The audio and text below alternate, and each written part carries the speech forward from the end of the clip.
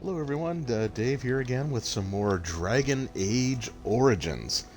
So, huh, why is Liliana over there? They might have a conversation. This is the sixth time I've been streaming Dragon Age Origins, and we are going to do some side quests, and I'm going to try the Return to Ostagar DLC. It is listed as downloaded when I look at the downloadable content on the main menu, so we'll see if that works, and if we can get maybe some personal side quest stuff in here as well. We're telling, hey Dave, saw you did a Mystara game the other night. Got to get the. Oh, so yeah, actually the Mystara stream didn't work. Um, I really wanted it to work. It was the old Capcom 1990s like D&D basic arcade games, and I was able to download it on the Series X because I had it. I had paid for it and bought it on the 360. But I had like the stream set up, I had the title and everything on it, and it when I went to try actually streaming the game, it told me that that content doesn't allow sharing. So that kind of sucked because I was super excited about actually playing that. I guess the only other thing to possibly do if I ever get like a capture card, that might work because I'm not streaming it directly off of the console. I don't know, but it kind of sucked, but it is what it is. I started playing Baldur's Gate Dark Alliance, the 2003 game, 2002 2003. Anyways, like PS2, GameCube, and original Xbox era. The remaster. They call it a remaster, but it's not all that different. But I started streaming that instead, and yeah, it kind of sucked, but maybe at some point they'll let me stream that, the arcade games, but for now, I'll make do. I've got plenty of other things I can look at. So let's go ahead and see why these two are standing right there, because Liliana's usually over here. Something I can Liliana? help with? No, she's normal? Hold on. You Sten? called. Huh. As you wish. Okay, well, Sten has his sword, so Something I we're can kind help of done with? with him for now. Yeah, I'd like to talk to you about something. What's on your mind? Okay. Something I can help Oh, okay. What's her approval? I might have to bump her approval up. It's pretty decent.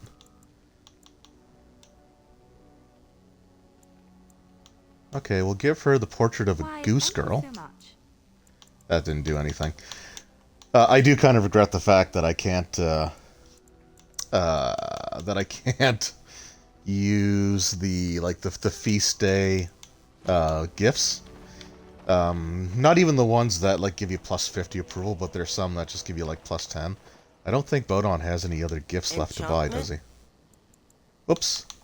Oh, thank you. If there's anything I can do for you, I'm sure. Alright. Let's see what we got here. Gifts. Okay. The gold rope necklace. We'll take that. And I think that's it. Alright, let's try to give that to Liliana. I may have to actually put her in my party for a little bit. Why, thank you so much. Alright, let's see if I can get any information out of her now. Sometimes you have to meet, like, certain Yes? approval thresholds or What's on your something. mind? Okay. Nope, we're just gonna have to go. That's fine. I'll put her in the party for now. I'm gonna leave Alistair behind for a bit. So, because we got Shale.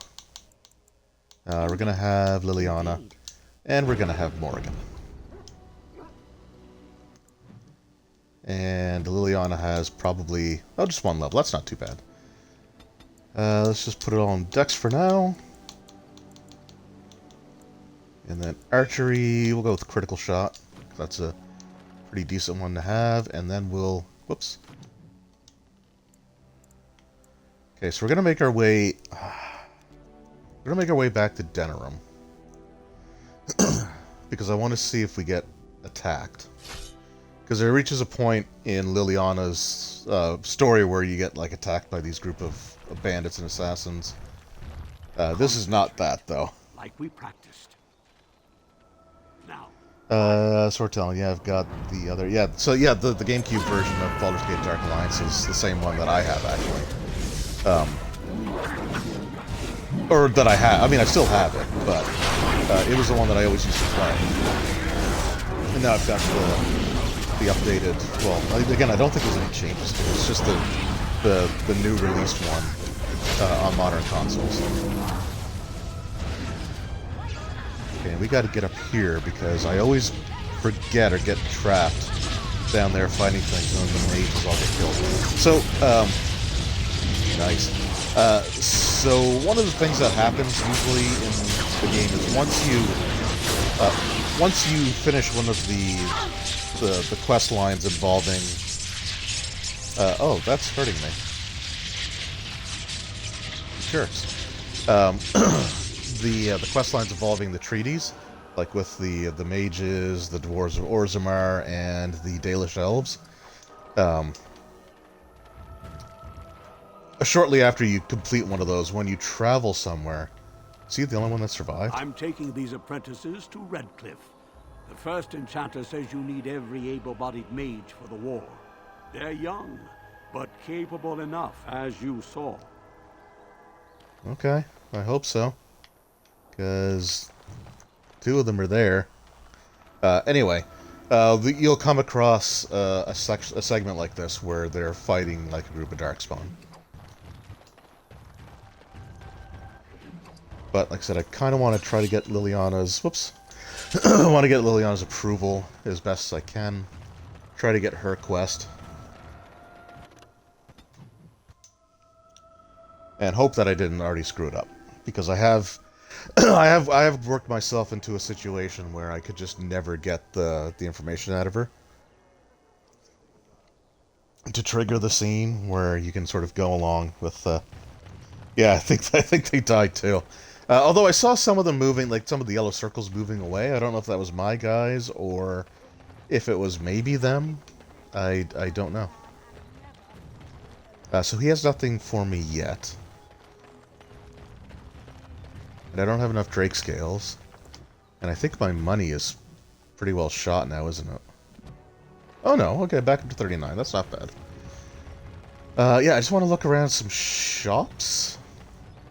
He doesn't have any gifts. The bartender might.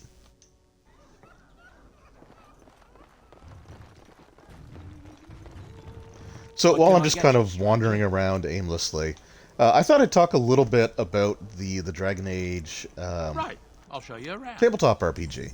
Because I've had people ask me questions about it in the past, and...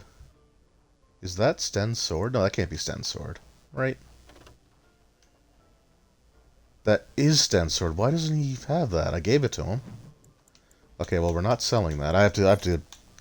Next time I'm in camp, I'll have to give it to him. I have the Templar helm again. I thought I sold that. Didn't I? Maybe I didn't. I have no idea what's going on anymore. Actually, one thing we can do... Whoops. I'm playing so many different games that the controls for bringing up inventory and stuff keeps... They're different in every single one. Let's give Liliana the Drake skin armor. There we go. What can I get you, stranger? Then I'll talk to this guy again. Yeah, Sten will be surprised again, I guess so. I thought he always auto-equipped it. So, I mean, I don't know. I've noticed a couple of differences playing it on this system than when I was playing it on my 360. Like, the first one is the fact that at the camp, clicking on the world map doesn't bring up the world map. I don't know if maybe it's because there was an update that I can't get because the servers aren't active anymore. So I have to, like, when I'm at the camp, I actually have to bring up the world map from within my inventory menu. And I could have sworn Sten would always auto-equip the sword once you gave it to him. So I'm glad I noticed that and didn't just sell it off, because that could have been bad. Alright, let's see what you have, just in case you got any gifts. Like I said, I want to try to pump Liliana's Liliana's approval. Oh, we got ale. I do kind of want to keep the alcohol for people, for someone else, but I'll try. I'll see if I can loosen her up a little bit. Why, thank you so much. Oh, she is tough. Okay. That's fine. But yeah, I wanted to talk a little bit about the Dragon Age tabletop role-playing game, because I've had people ask about it, and I've seen it was one of the shorts by Master of the Game. And Master of the Game is the channel that I'm actually running the Dragon Age tabletop role-playing game on. And he had mentioned that the Age system games are really easy for beginners to sort of get their head around. Like, it's easy to learn, and it might be a little bit more to it in terms of like trying to master the rules, sort of thing. Okay, nothing more there. But yeah, I mean, I actually agree with that. So I've had people ask, both like through YouTube or just people that I know that I'm into role-playing games, what some RPGs are that would be easy for beginners to get into. And I mean, there's always like the standbys, like D&D 5th edition is a pretty easy one for people to get into. It's a pretty straightforward and simplified rule set, which that's not a bad thing, right? It's just, it is what it is. Alright, you know what? Let's try the deserted building. So yeah, so D&D 5th edition is one of them. Pathfinder 2nd edition is what I would probably refer to as a more intermediate game.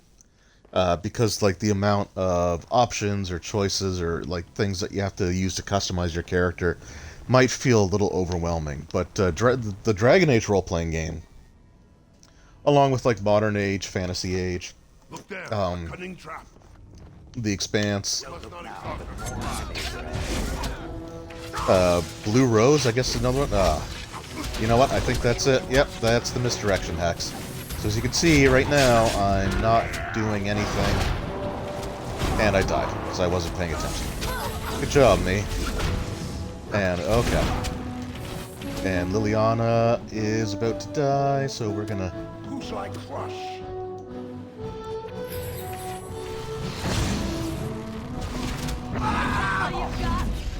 Alright. Let's just see if we can... How do you stun a golem? Come on. Yeah, we're off to a great start. But yeah, I don't know much about Blue Rose, but you know, it's another one of like the Age system games.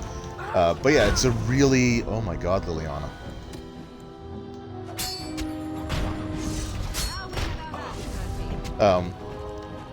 So it is a really easy system to sort of start with, because I don't know if I should be doing this right now, because that was pretty brutal.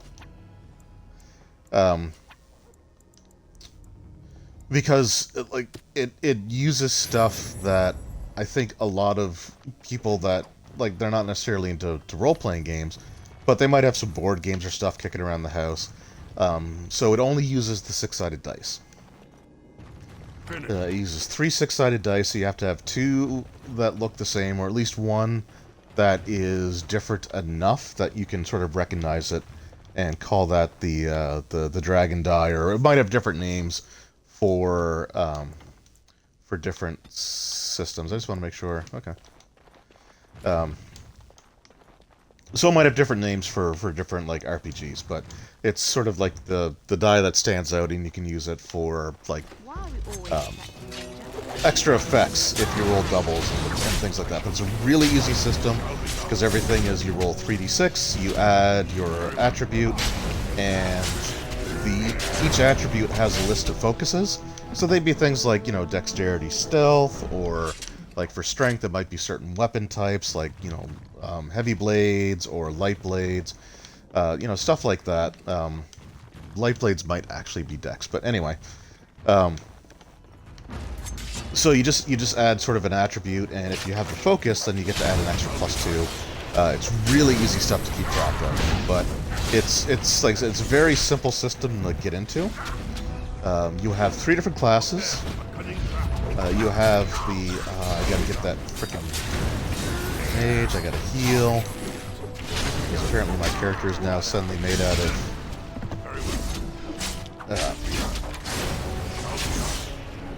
Okay, no, I want to get rid of you before you cast that frickin' hex on me again. So yeah, you only have 3 classes, so you're not going to be overwhelmed with the amount of choice in it. You have the mage, which we just saw here, that guy there. We have the rogue, which is what my guy currently is, and then you have like the warrior. So it's like 3 kind of like easily identifiable like fantasy trope character classes, and so you can sort of break it down as you've got your sort of your skill-based character, or your support combat character, you've got your main combat character, and then you have your magic user. Because mages, like they sort of combined mages and clerics all into one, if like I'm kind of referencing D&D. So the mages can cast spells that deal damage, but they can also cast spells that, you know, heal and stuff like that. So if you want to cast any sort of spell whatsoever, then you play the mage, and I think somebody set off a trap, didn't they? Fucking mages. Okay. Good lord, I might be too low level for this section. Because I am getting absolutely destroyed here.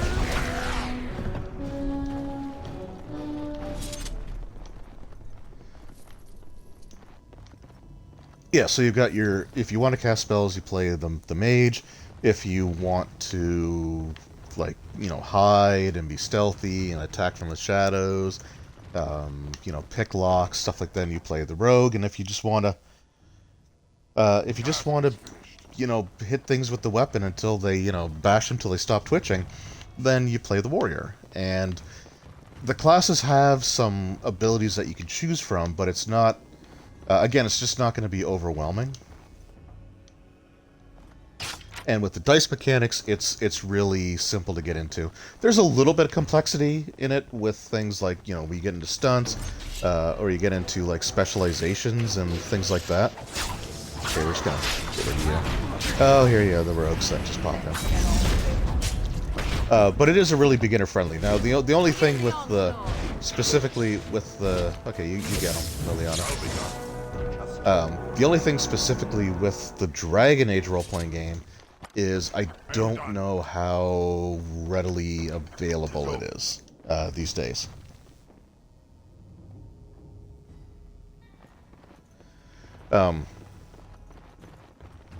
Because I've heard people, you know, say they've waited months to get their books. I've said, you know, some stores I've seen have it in stock even now, and it's easy to order from certain places. So I just don't know how consistent it is to get. And it is based on a video game property, so if you don't know the video games, then there might be some of the lore and information might be kind of lost on you.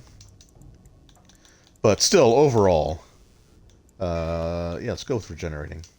But overall, it is a really good system to get into. And then stuff like Fantasy Age is just like a generic fantasy role-playing game, but it's basically the same thing. I think they have a few more classes to add to it, but overall, it's a very easy system to get into. So anything with the Age system by Green Ronin is definitely a great way to start. So there's some oil on the ground. Let's just see what happens if I walk on it. Nope, nothing. Okay. So the bad thing is if somebody uses fire, like, I don't know.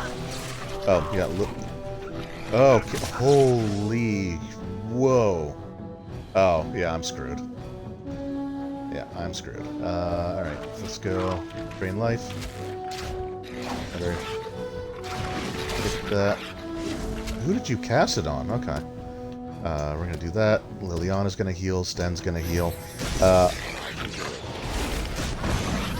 Yeah, I might have to bounce out of this because this is getting pretty rough. Come on, how do you miss?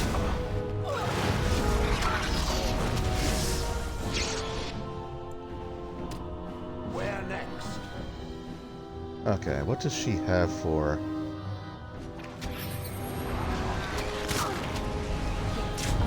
Oh, she just doesn't have the... Okay. She doesn't have the mana, or the stamina to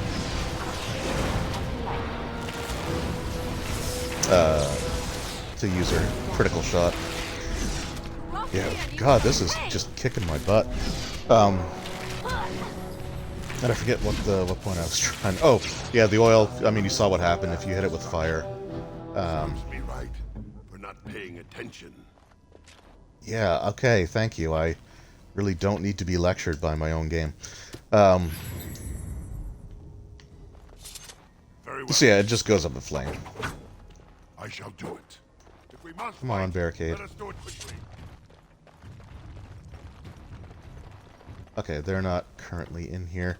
We're going to do a safety save.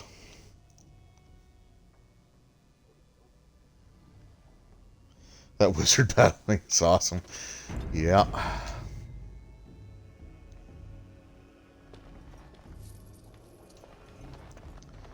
Yeah, mages can be a real pain to go up against. Does anybody have... Let's make sure I'm not missing out on chests I can open. Okay, there's mages right there. So I want to try to get the drop on them. And if I can do that, I can kill them. Kill them all! The Templars must not be alerted! And, yeah, I can try to kill them. Oh, this is the... Thank you, Sten. Or, thanks, Sten. Thank you, Shale. Very well.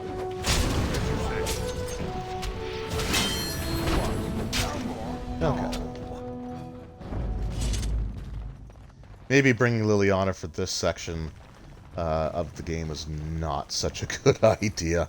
I think I could really use Alistair's melee abilities right now, but we're in it now. We'll see what happens. I'm just gonna save probably after each big fight. Yeah, they were slinging spell. Yeah, oh yeah, a lot of the enemy spellcasters are brutal in this game, or they can be. So we'll just do another quick safety save. More enemies ahead. Ugh. Just don't do it. Very well. I know that my character's probably gonna die, or go down at least. But if I can take out that mage, then that'll make the rest of the fight a lot easier.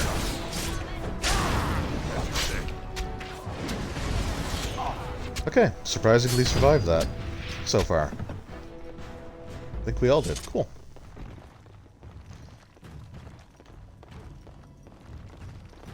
Yeah, I guess the dwarves are actually pretty sure-footed, because other characters, they walk on the oil, you can actually fall down to, which is always kind of funny to see. I don't need to break the barricade, but I want to. It's my way of covering my insecurities about how poorly I've performed in combat so far in this stream. So getting back to the to the tabletop RPG, I've been really enjoying running it over on the Master of the Game channel. The game's been a ton of fun. The players have been great, and we've actually sort of had to do a fair amount of things that nice level up that weren't actually part of the adventure. So there was a lot of improvisation, which is something I actually really kind of enjoy doing. So I'm kind of glad that the way that that works out. But I hope that I get a chance to keep running it, or to run a slightly higher level version of the game, because right now, like, I'm running the very first adventure, which was designed for like brand new first level characters. Can I really not take that yet? Master Combat. Oh, 36 dexterity and master combat. How far away am I on?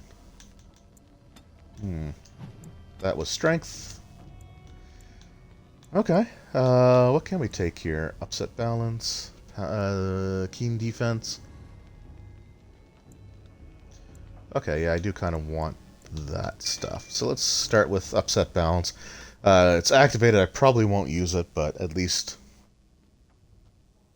I will, you know, have it as an option if I really need it.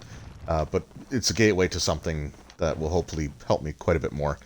Oh, you gotta love it when the game automatically saves like that. By the way, you know you're in for a rough time. So we'll see how this goes. Is it luck or providence? No matter. You will not survive this! Enemies approaching! Yeah, so this guy has a boss bar, health bar. So I gotta try to do as much damage as I can before I get hit with that inevitable misdirection axe. He's actually going down pretty decently. So I might be able to get him here. Oh, yeah, thanks for kill stealing there, Shale. Whoa, I better heal. Wow, okay, that went surprisingly the toughest fight in the adventure. Oh, I got the bedroom key that I picked the lock on. So yeah, the toughest fight in the entire thing was actually one of the easier ones. Go figure. So yeah, with the tabletop RPG, when you get into slightly higher levels, the specializations can be a lot of fun to try out. And you can also get into like different things, like you get into like mass combat. Yeah, Shale does keep stealing my kills, but that's fine. I love Shale regardless, so I can't hold it against them. But yeah, with the tabletop role playing game at higher levels, you get, you know, like more spells that can, you know, add levels of complexity. Because in the Dragon Age role playing game, spells can be very dangerous. So, and if you're playing like low-level characters, you never have to worry about it because you have like the spells that are considered to be safe. But if you're playing, yeah, I've got to. Oh yeah, I got to do the Flemeth thing too. I don't know if I'm high enough level for that either. Let's just go to Redcliffe Village. Yeah, so you have these higher level spells that if like a spell requires other spells in order to in order to have them. So like if you're, oh my god, this guy. Well, actually, do you have any gifts on you? Fine weapon and arm. I think I bought them all, but let's see what you got. We'll take those. Oh no, oh, blue satin shoes. Okay, perfect. Give me all those. So yeah, if you take a spell that requires another spell as a prerequisite, whenever you roll, because like unlike things like Dungeons and Dragons, when you go to cast a spell, it's not guaranteed that it's going to work. So you actually have to roll a caster check to see if you successfully cast a spell. Now, for lower level spells, the numbers are pretty low, so you usually don't have to worry about it. But when you get to some of the spells that require other spells, their target numbers get, you know, a little bit higher. But if you fail the roll, I think if you fail your caster roll, and you roll a 1 on the dragon die, which is the six-sided dice that stands out, looks different from the others, you have to make a willpower check. So you roll your 3d6, add your willpower attribute to it, and if you fail that, then you run the risk of turning into an abomination like the things that we fought at the Circle Tower, so it can get pretty gnarly. Not that I necessarily want that to happen in the game, but the threat of that being a thing that could happen makes spellcasting kind of interesting. Yes. What's on? Okay, so now I need to give her the boots. That might be the thing that I was locked behind. Where are you, Lily? Also, what is this? Keep that, because I think that would go well with Sten. How dear of you. Thank you so much. You're welcome. Do you like me more now? Okay, actually, we unlocked one of the Something I can help with? approval things, so maybe now? What's on your mind? Well, shoot, I may be stuck. Something I can help with? I might be stuck with her. I might not be able to progress.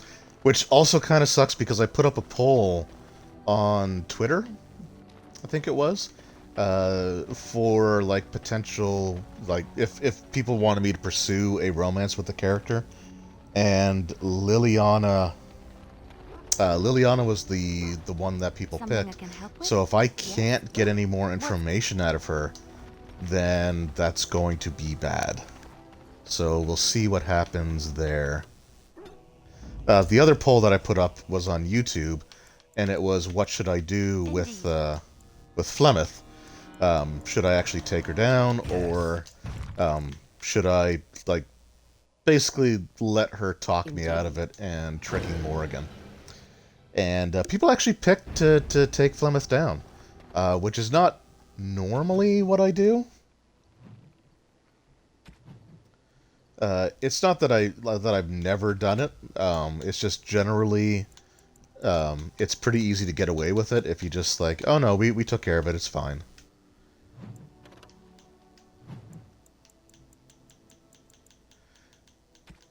I mean, you start getting rid of some of these things.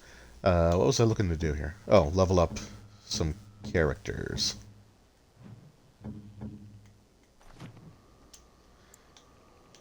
Alright, Morrigan.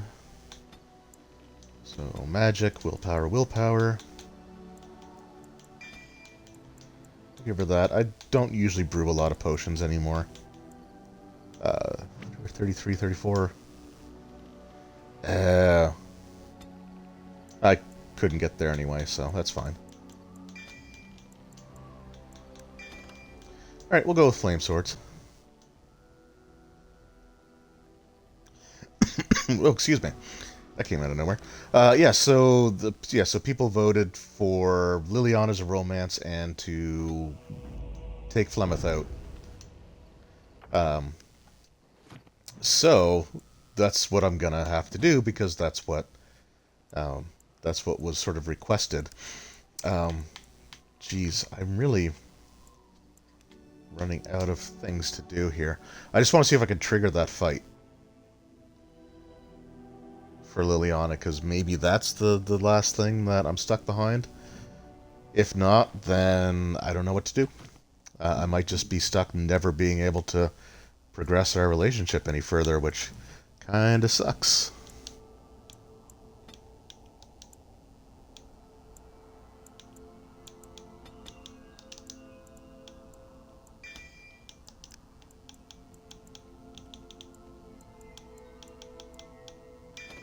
Okay, Arrow of Slaying is definitely a good one to have.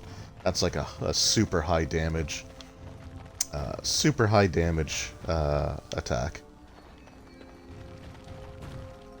And I don't think I can get anything there. I don't think there were gifts at the Circle Tower, but let's... Welcome back, youngster. Looking to go across to the... Off we go, then.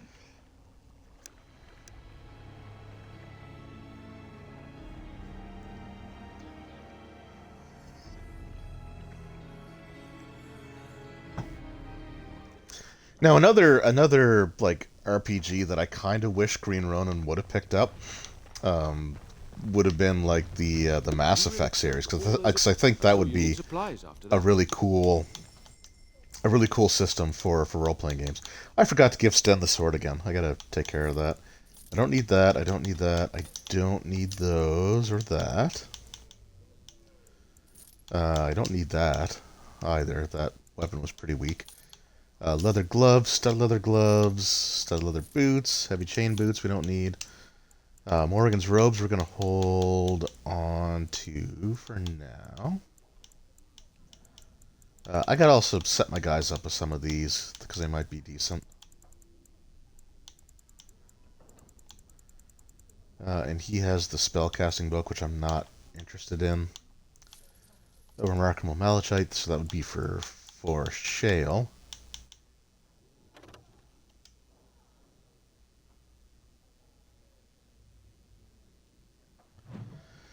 Actually, Liliana might like that as well. So let's give her the painting thank of you the so Rebel much. Queen.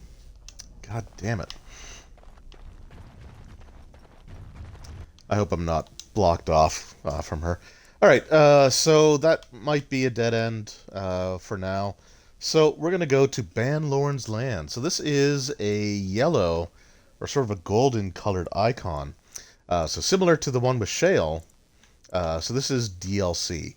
There is a third DLC thing that you get that's in-game that, for some odd reason, it doesn't recognize me as owning. I think it's because I had the Game of the Year, or not the Game of the Year, but it's like the collection disc that had Origins, Awakening, and all the DLC on it. But there was some stuff that I do believe I purchased before I got that disc, I think. Because I think I borrowed it from somebody when I first started playing. I can't remember exactly the details now. But there's a third one, Friend Zone. Yeah, brutal. And like Liliana is one of my favorite characters to do the romance with. I think it's just because her name is very similar to my wife's name, so I don't feel as guilty, I guess. But it's the third DLC is the one that actually gives us a storage chest that we can just dump stuff into, which I would really love to have. Alright, so we can take a closer look at the unarmed man, we can take a closer look at the guards, or we can wait for the guards to leave. Let's take a closer look at the guards. So the guards were the uniform of Ban Lorne, a minor lord well known and little loved for the fluidity of his allegiances. Take a look at the unarmed man. You're surprised to recognize the uniform of King Kaelin's honor guard. A memory comes to you, fought alongside this man at Ostagar.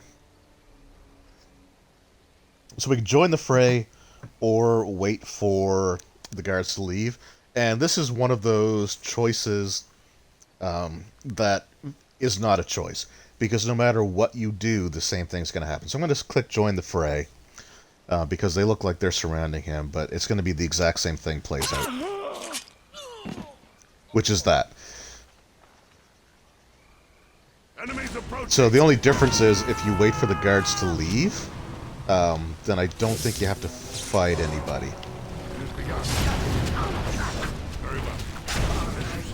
But I want to fight them, so I want to get experience.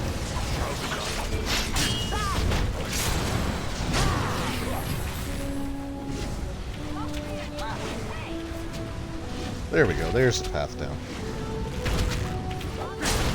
I want to say this is also the same map that's used for the fight with Liliana, or the fight that involves Liliana's background. Elric. Up close, the man's face is words are hard. Unmistakable. You remember him as Elric Maragain, a member of Kaelin's honor guard at Ostagar and a close confidant of the king. Thank you. I didn't expect the band's men to notice my escape so quickly. I tried to hide here in the woods, but there wasn't time. And now I'm a dead man. Yeah, but I tried to help, You right? were So there that in counts for Ostagar. something. You know how things went. For me, it was either this, or die in some dark spawn's belly, or be hung as a deserter.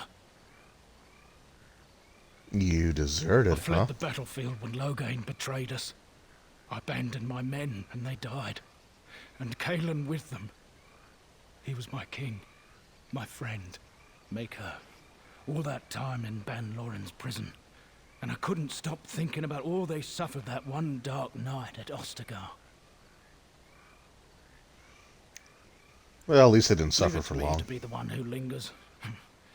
But if it's the likes of you who sees me to my final hour, perhaps things happen for a reason. The king entrusted me with the key to the royal arms chest. If anything were to happen to him, he said, it was vital I deliver it to the wardens. Okie dokes. The Maker has Do a you have the sense key? of humour, doesn't he? I suppose it's for the best, however. Had I kept it, it would be in Ban Loren's hands by now. I was afraid. I thought I would lose it on the battlefield, so I stashed it in the camp. Please, it's probably still there. Of course it is. The key's Where? behind a loose stone at the base of a statue. I'll draw a map for you, so you'll know where to search. If you have any survivors of the battle among your companions, take them with you. Their memory of the terrain will serve you well. I'm only sorry I cannot join you. It is vital that the king's documents do not fall into the wrong hands. As for Marik's sword, it is too powerful to be pawed at by those monsters. Same for the king's other arms and armor. And if you happen to find Caelan's body, see it off. He was our king. He shouldn't be left to rot amidst the Darkspawn's filth. Okay. Well, you've given me all the information that I need.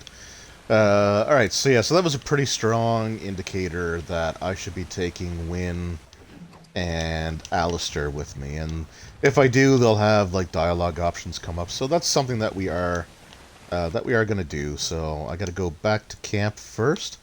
But again, I just want to see if I can trigger that Liliana fight.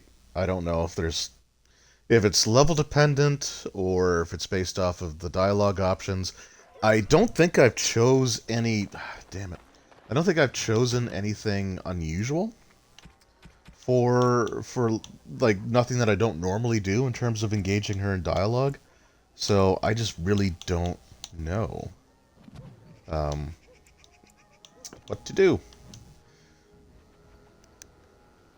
So if I can't romance her, then I'll have to go with the second highest, which was Morrigan. So let me actually go talk to Morrigan.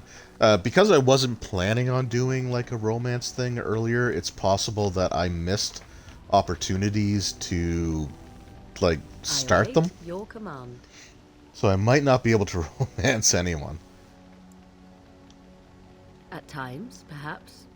A world full of people. But let's just set up. We'll set up was all Morrigan very as foreign a to me. safety. If I wished companionship, I ran with the wolves and flew with the birds. If I spoke, 'twas to the trees.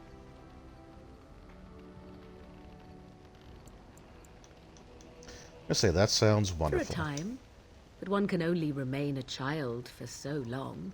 I recall the first time I crept beyond the edge of the wilds. I did so in animal form, remaining in the shadows and watching these strange townsfolk from afar. I happened upon a noblewoman by her carriage, adorned in sparkling garments, the likes of which I had never before seen. I was dazzled. This, to me, seemed what true wealth and beauty must be. I snuck up behind her and stole a hand mirror from the carriage. It was encrusted in gold and crystalline gemstones, and I hugged it to my chest with delight as I sped back to the wilds. Flemeth was furious with me. I was a child and had not yet come into my full power, and I had risked discovery for the sake of a pretty bauble. To teach me a lesson, Flemeth took the mirror and smashed it upon the ground. I was heartbroken. That does sound pretty harsh. I'm just gonna say that you were just a foolish one. child. Flemeth was right to break me of my fascination. Beauty and love are fleeting and have no meaning. Survival has meaning. Power. Okay, I has think meaning. I can still Without potentially those lessons, romance I would not be Morrigan. here today, as difficult as they might have been.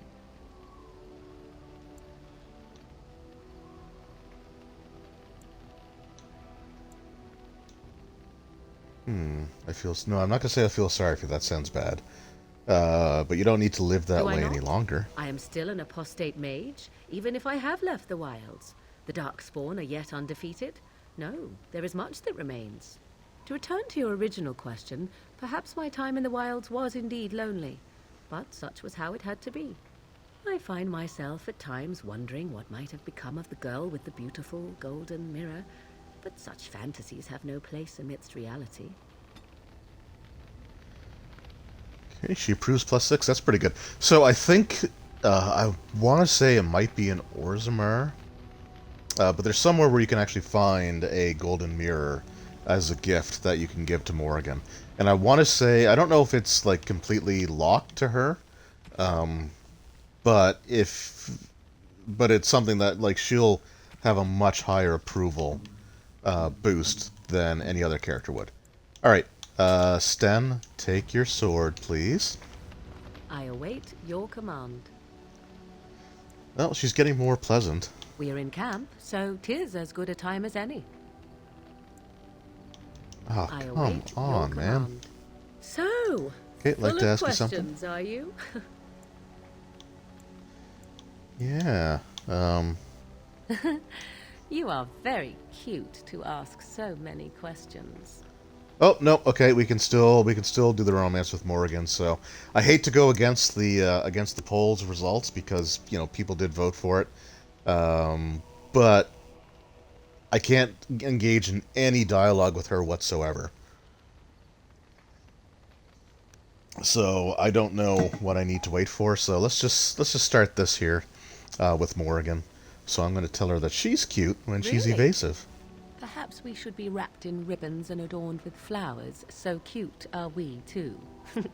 My mother has Yeah, been my hunted dwarf from is time pretty to damn time, adorable. yes, by Templar fools like Alistair, which should tell you how successful they generally were. Flemeth made a bit of a game of it, in fact. The Templars would come again, and she would look at me and smile and say that the fun was to begin once more. I feel They sorry came for the with as much Templars. swagger and arrogance as they did self-righteousness. Pity them if you wish, for they held none for us. Flemeth would warn them once. 'Twas a warning they inevitably failed to heed. And then the true game began. Yeah, that's common. Often Flemeth would use me as bait. A little girl to scream and run and lure the Templars deeper into the wilds and to their doom. Huh. Yeah, we'll just say Flemeth used you as bait. I'll show concern for her. If I didn't get to play, I would have been very upset. Sometimes I have to Thankfully, admit that Wilds like is a some of the vast place. romance dialogue Once they options found us, Flemeth would simply feel like move I'm us being very elsewhere, manipulative, we and I would be don't lost like within the that. But forest once again. I did not understand the danger we faced until I was much older. I had never heard of apostates or maleficarum. Maleficarum are blood mages.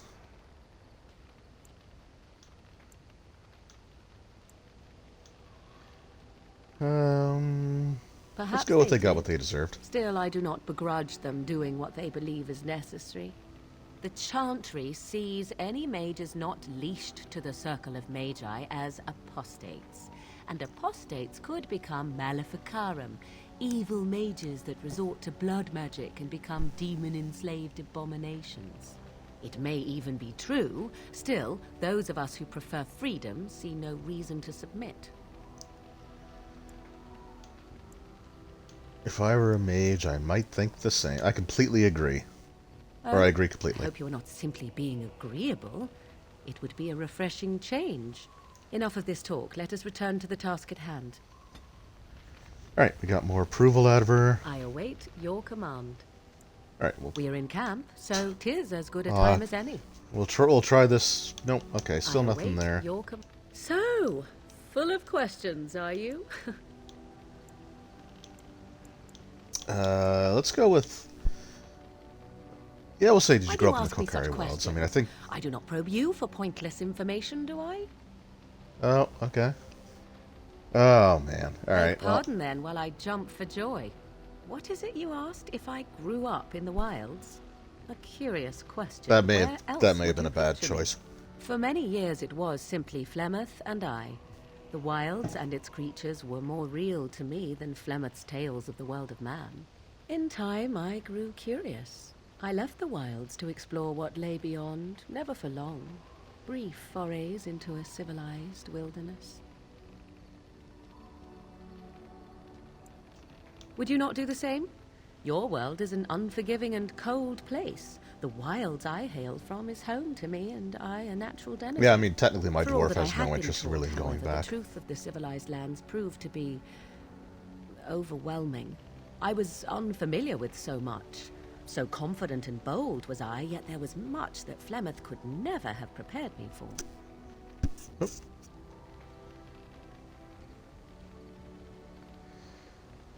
Alright, yeah, we're gonna say very daring. I'm gonna keep pumping her with compliments. Equal parts daring and foolhardy, perhaps. Only once was I accused of being a witch of the wilds, and that by a chastened who happened to be traveling with a merchant caravan. He pointed and gasped and began shouting in his strange language, and most assumed he was casting some curse upon me.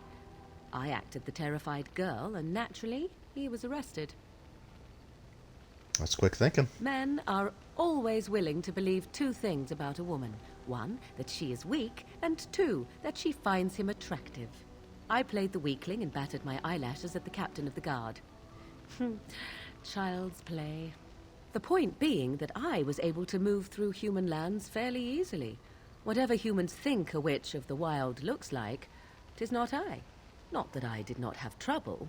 There are things about human society which have always puzzled me, such as the touching. Why all the touching for a simple greeting?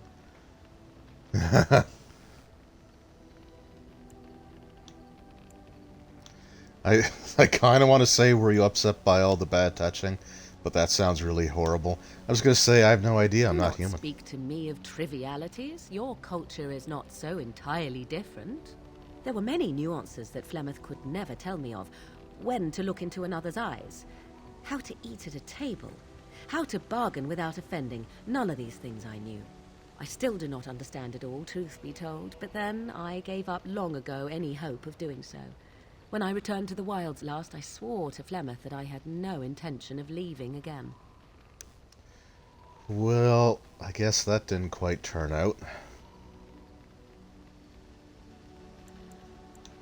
Well, I'm glad it worked out this way at least. Let's ignore the entire Darkspawn threat in the presence of a simpleton as your only other Grey Warden ally, then. Not that I lack appreciation for the intent of your comment. Thank you. Well, let's get on with it before the ground opens up and swallows us, yes? Alright. Wow, okay, that actually went a lot better than I thought. Alright, so yeah, we are going to do the return to Ostagar.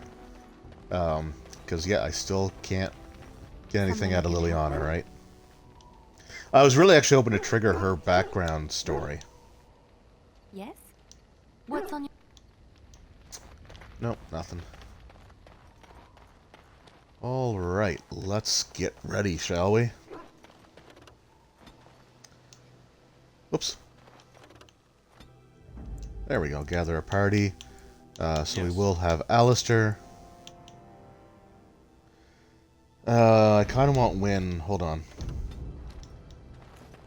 I kind of want Wynn wearing the stuff that Morrigan has on right now, because it's a really good boost to her attributes.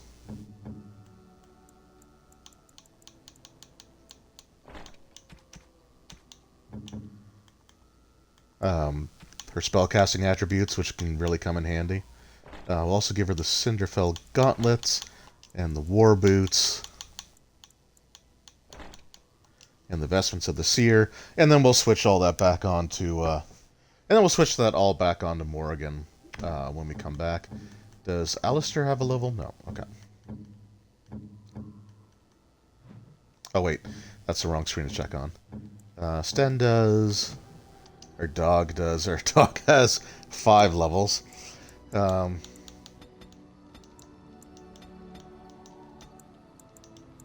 we're just gonna do this. I feel bad. Like, I know that the dog character is really good. And a lot of people really like it. I just never... Overwhelmed, by the way, is the ability that got used against me. I've always had other characters that I kind of preferred.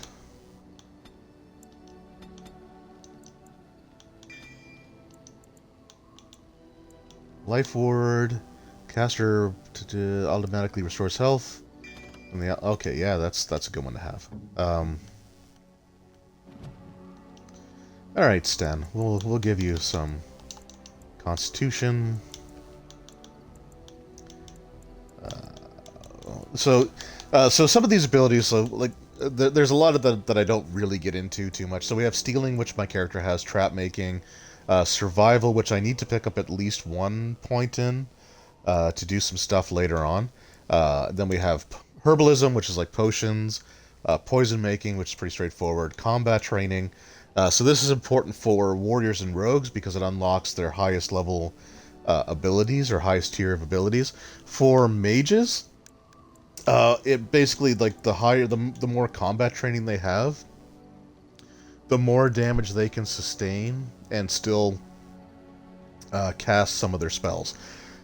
Now, for the most part, there's only a handful of spells in the game that they have, like, a spell casting meter that has to fill up before the spell goes off, so it's not really that useful. I always take, like, one or two if I'm playing as a mage, because, like, I'm likely to be the one that's going to have to deal with that. And then we have combat tactics, so these just give you extra slots that you could fill out to sort of assign things like, to attack this person or use these abilities under these circumstances. You can get really in-depth with the tactics in this game, but generally speaking, I've always just stuck to the default options, because I find that for the most part they're pretty solid. So we'll give Sten herbalism. Why not? And, oh, he can't take any of that stuff, huh? How close am I on the strength? Not close enough. Alright. Alright, you know what, Sten? We're actually going to hold off on your level. Sorry, buddy. Okay, so now we got everybody equipped the way that we want them. Yes. And Shale, because of course we're taking Shale. Oh, yeah, here's tactics. So yeah, there's a lot of stuff that you can do, and you can choose like different things to do here. Again, I just never get that deep into it. You know, you can change some of, like, their styles. I've just never really got too much into it. I might actually try a playthrough at some point where I do that, like where I get really deep into assigning tactics and trying to, work all these things out, but I just generally, like, for me, I just want to play the games and have fun. All right, let's make our way to Ostagar and just hope that the random encounter or the encounter that shows up isn't the one for Liliana. Okay.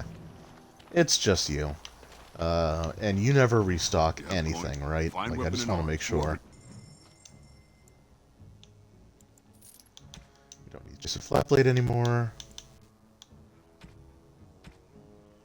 Right, like, you never restock anything. Okay. Yeah, I remember the very first time we encountered him, I said we're going to see that guy a lot. And we sure do.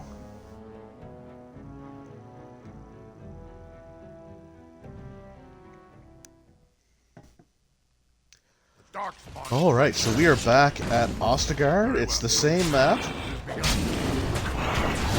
we had before, but it's been altered, obviously, so now it's covered in snow, wintertime. And you can see, like, the Darkspawn have sort of taken over, so they've sort of corrupted some of, like, the statues here. What exactly are you implying, Alistair? What? Oh. What? Nothing. No, I just thought... You just thought I might be an expert at feeling old and could share some sage advice.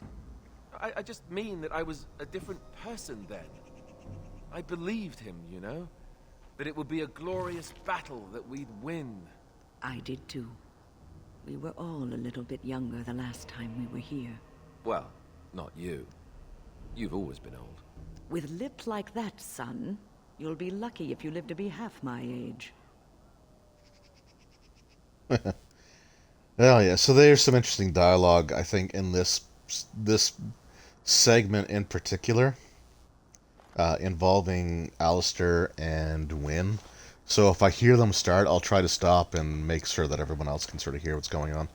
Alright, so basically while we're here, we have to retrieve the key to the chest that we were sent for. This is obviously not it. With this DLC also, by the way, at the very beginning of the game, when we went to into the wild, or when we, no, not to the wild, sorry, when we first came to Ostagar, we had the chance to either put a muzzle on the dog that became the Mabari that joins our party, or or we had the choice to just put them down, like put them out of their misery. So if you put them out of their misery, then you lose the ability to have them in your party, obviously. And the cutscene that takes place later on with the Mabari that runs towards you when you fight the Darkspawn, like, that doesn't happen. However, with this DLC, if you made that choice, apparently you do get a second opportunity to actually take the dog as a companion, or like to gain the dog as a companion. So I've never actually had that happen yet, because I've always put the muzzle on the dog, and then I've always gotten the wildflower to make the potion, or the antidote for the dark spawn, like the taint with the blood, and like the dark spawn blood can kind of have really adverse effects on you. So I've never actually put the dog down.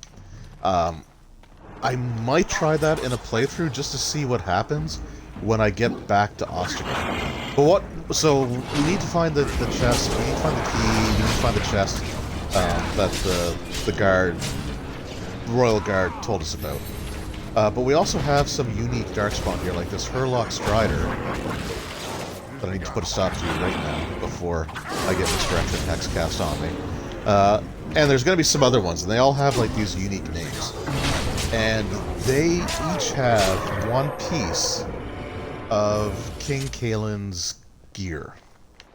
And you can see there's like the quest symbol over top of them. Did anybody else drop anything? I don't think so. Oh, I think it's another chance to get the Mage's chest too if you didn't do that the first time around. So yeah, so if we go into his, so he's got Kaelin's greaves. So the boots and like the that King Kaelin was wearing. I don't know. So It feels wrong to find this here, poured over by dark spawn and thick with their rot. It was his. I know, I feel it too. But he is not the first king to ever fall in battle, or even the first to fall to the Darkspawn. Yes, but this wound cuts deeper. And it will bleed longer. But we must keep moving. No doubt the Darkspawn are eager to give us plenty more reasons to mourn. Alright, yeah, so we can actually collect King Kaelin's armor. And it's a pretty decent set of armor as well. Now, can Alistair wear it? Requires 36 strength. Okay, so I gotta hold on to this for a while, and I always put Alistair in it, because to me it just makes sense, for reasons that we'll obviously get into later on in the playthrough, but to me it just makes sense. Like, even without the story implication, there's also just the fact... Okay, nothing else here. It's also just the fact that Alistair is King Kaelin's half-brother.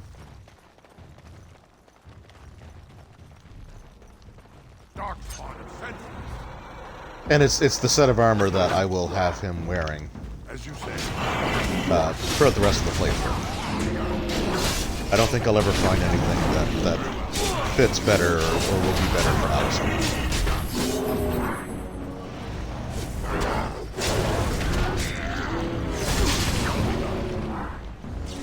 Okay, so the Genlock Forge Master will also have another piece of Kaelin's gear. We're going to stun you.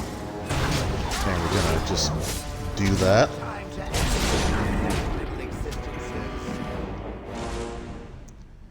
Okay, Alistair, I'm cool with you getting that last hit in. Whoop. Didn't mean to trigger that fight, but here we go. So that's just a Hurlock Alpha. He doesn't have anything worth taking off of him. Like, he's not going to have any of Kaelin's gear.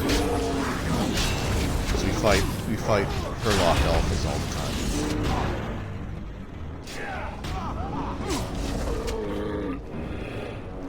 Alright.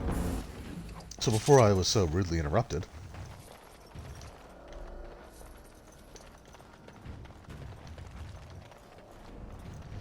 So here we have the Mage's chest. Again, it's just an option to go back and collect it if you missed it the first time. But I already opened it, I already used the key, so it's no longer in my inventory. But here's this guy's buried key. And there's another chest over here as well. So this is obviously where the quartermaster was. Finished. And that one I can actually pick the lock to. Pick up a few things here.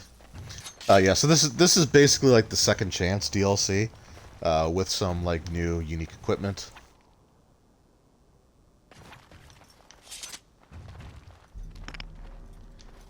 Uh-oh. Did I not get a thing off of...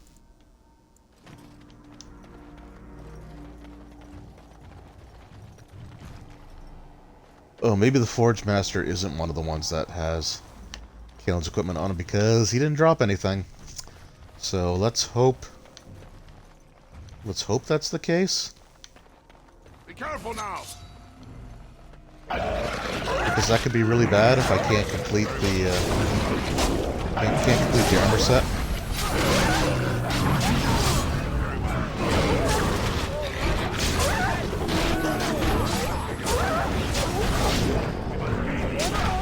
Okay, the Vanguard should. Ow. Yeah, the Vanguard should have something. Maybe the Forge Master was just something else, hopefully.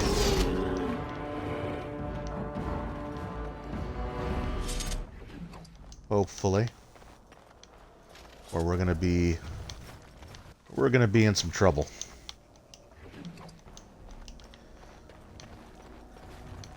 So there's like Kalen's greaves, gauntlets, armor. I want to say there's a helmet too.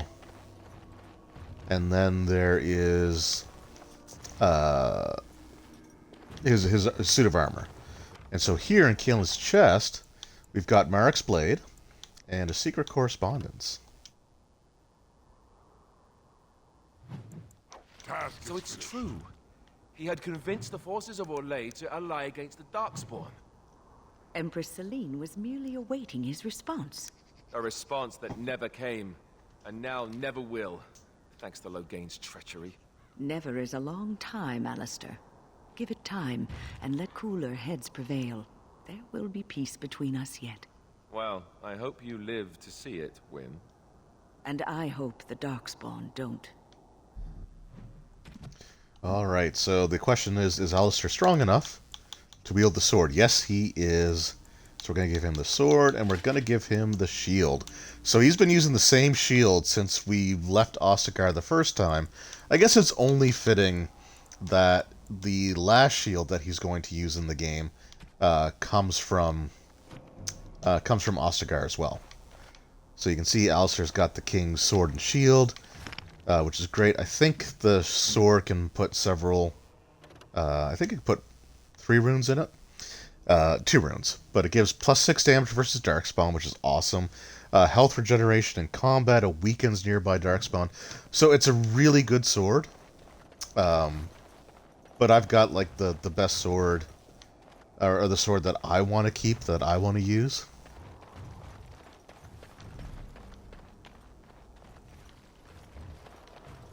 And I'm getting a little nervous about that Forge Master, so just give me 1 second here. I just want to make sure that the game didn't completely mess up here. I just want to look up and see who drops the who drops what armor pieces. Because if the Forge Master drops one and I didn't get it, then that is going to be a really big problem.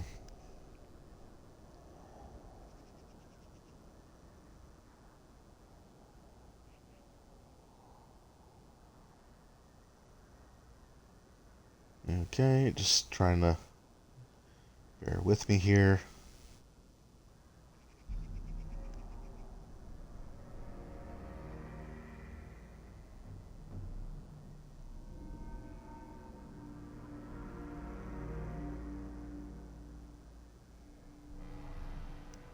Okay, yeah, it didn't, I just got to see who drops the, I just got to look up who drops the armor, because I am kind of worried about that now.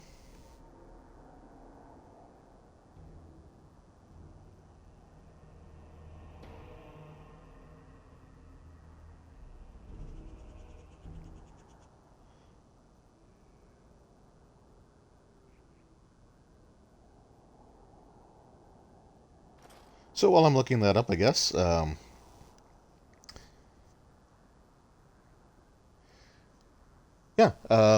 So yeah, this was a DLC that I always really liked, and there are some really cool moments that we will get a chance to see here. Um,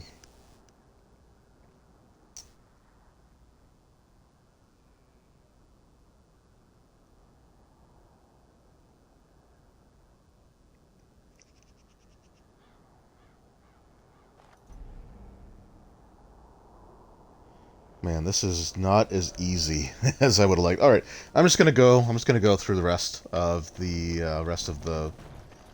DLC here. If I don't get all the pieces, then I don't know. I mean, I may have to just reload an earlier save. So the next like actual save that I make will go into a different file. Might have to do a redo. Yeah, I might. I don't know.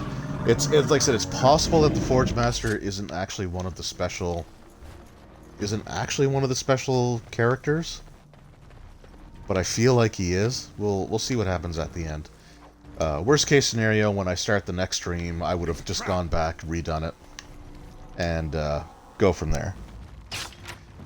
Because I'd also noticed that in the Mage Tower, the Templar armor, I only got a single piece of, whereas you normally get a full set. So I'm just hoping that. Again, there may have been patches, bug fixes and stuff like that I had on the 360, because that was when like the servers were active. And they may not be available in this version. And if that's the case, then it is what it is. But I'll try it again off stream. Worst case scenario. I mean, Alistair can't actually wear them yet with his stats. Huh. Actually can't wear them yet with his stats, so I'm not. It's not like it'll affect anything that happens in this stream. Oh wait, no, there should be. One of these spots has... Did I already get it? The chalice from the joining ritual is a gift that you can find here. I don't have it yet. Oh, you know what, Shale? We'll just give you these things now. I'm to keep this, am I? Fine.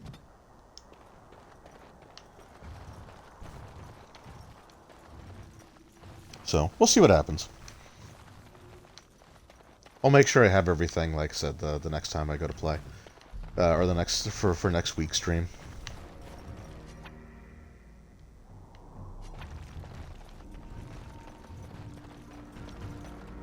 So now I gotta figure out where to go.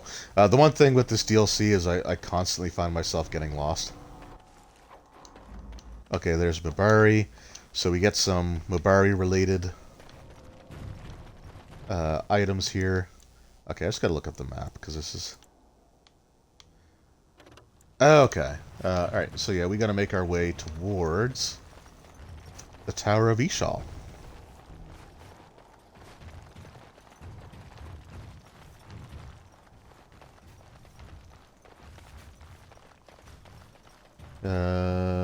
Which I can't that way?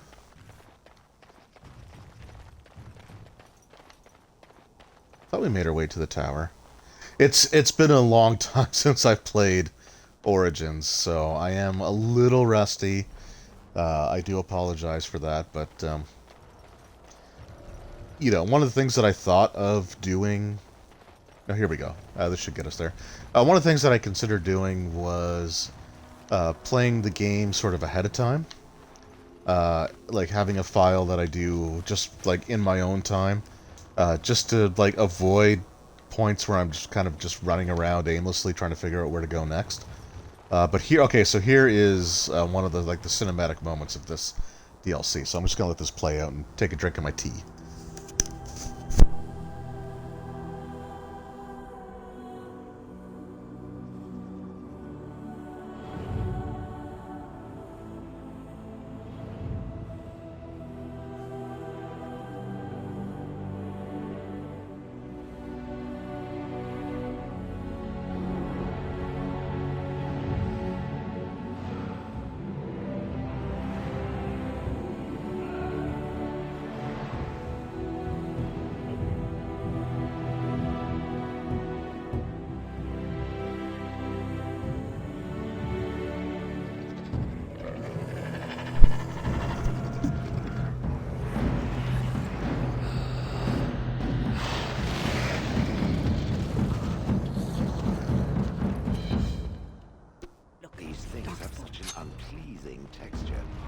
right, yeah, so that was a moment.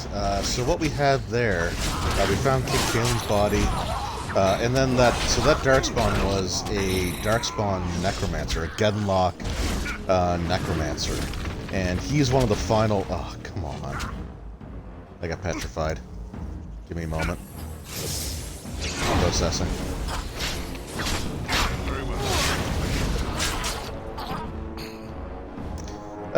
Yes, that is a Genlock Necromancer, and we'll see him a few times.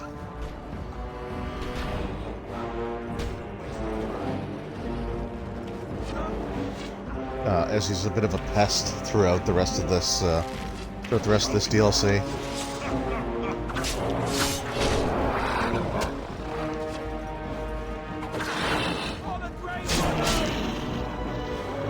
Come on, guys. Let me get the last blow on somebody here. Like, I appreciate the help, I really do, but, you know, just to walk in, waltz in, and get the last hit. Yeah, that was an amazing scene. Yeah, I agree. So, I have to admit, it kind of hit me when watching it. It was really well done animation, and it made you like feel really kind of just upset that you know, about what happened to Kalen, because as much as he was sort of, yeah, so they're trying to get us to walk over traps. Like, as much as he is sort of okay, I gotta take care of those before people walk into that. So as much as he's sort of depicted as idealistic and naive, he was a really likable character in a game where a lot of the characters are kind of like darker, you know, like the dark fantasy kind of trope, right? So he was just a really like genuinely likable character.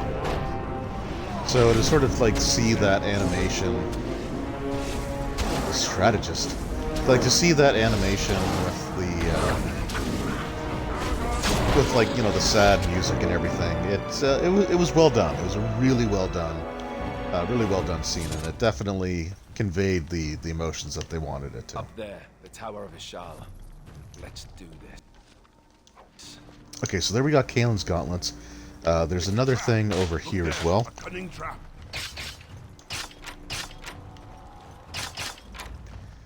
So yeah, one thing to note about this game, I think I've said this before, but if you're playing a rogue or you're using a rogue to disable a trap, you don't actually have to wait for the whole animation to play out. Once you click disarm trap, as long as it is successful, you can immediately get up and walk. It saves a little bit of time and lets you run around and mind sweep, basically, before the other characters get a chance to get to it and destroy get trapped by it.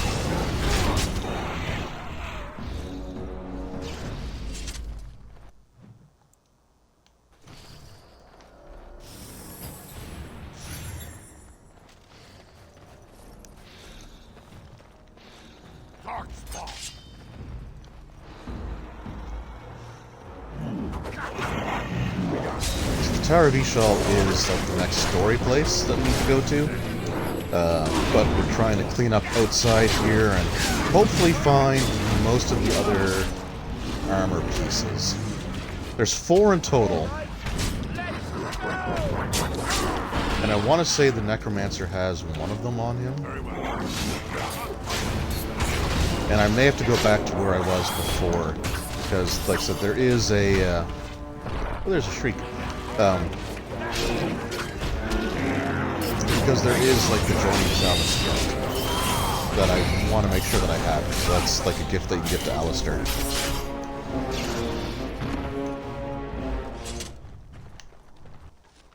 Okay, so we might be okay actually, because we have for armor we have Kalen's gauntlets, the greaves, and the breastplate. So I think the helmet's the last thing, and like I said, I'm pretty sure that's actually on the Necromancer. So we should be good. Which is reassuring, because like I said, I guess the Forge Master is just an ordinary, like, elite level Darkspawn.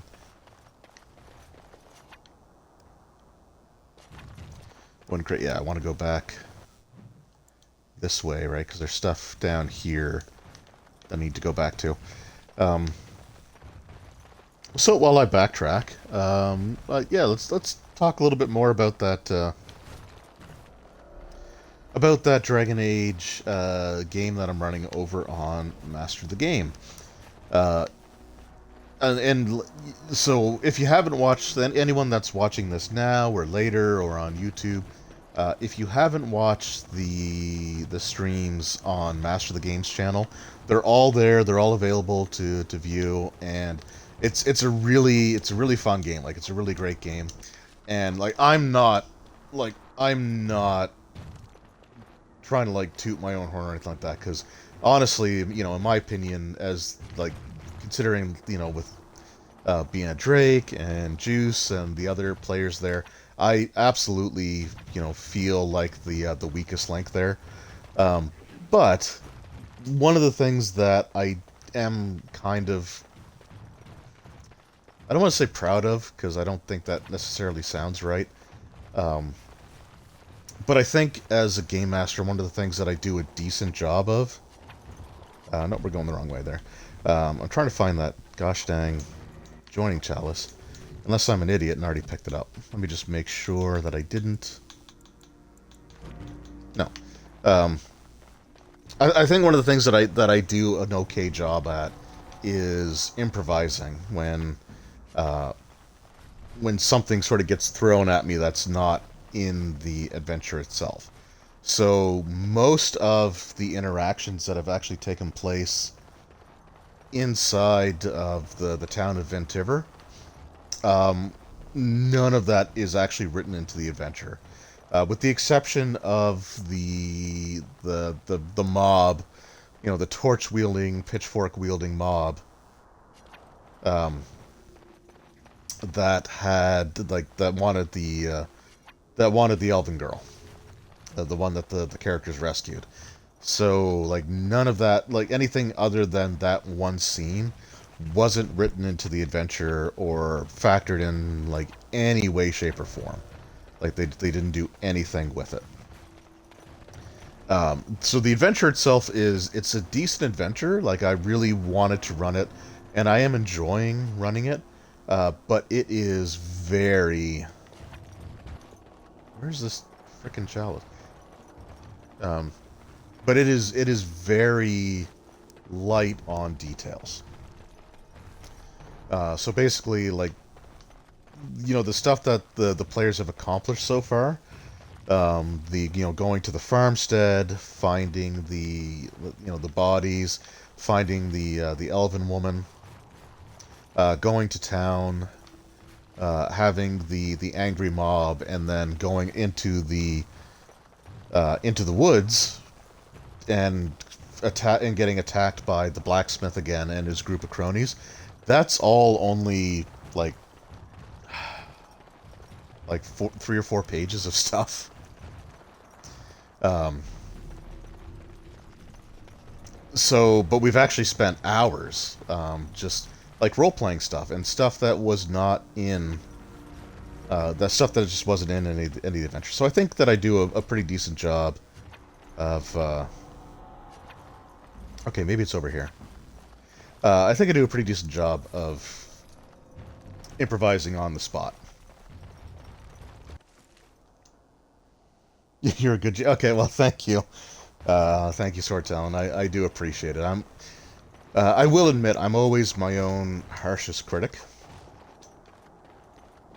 It's just, you know, it comes from years of having self-confidence and, you know, self-esteem issues and suffering from, you know, different levels of depression. I don't take compliments well, and I don't try to speak highly of myself, I guess, if that makes sense, but I do appreciate it. It does mean a lot. Okay, maybe the chalice just isn't... Huh. It was in one of these outdoor sections, and I thought it was right around here. Oh well, it's not really the end of the world. Let's just make our way to the tower. I don't want to keep wasting time running around like an imbecile, but... Right with the... I guess it's a common... It is a common enough thing that I think, you know, people can sort of fall into.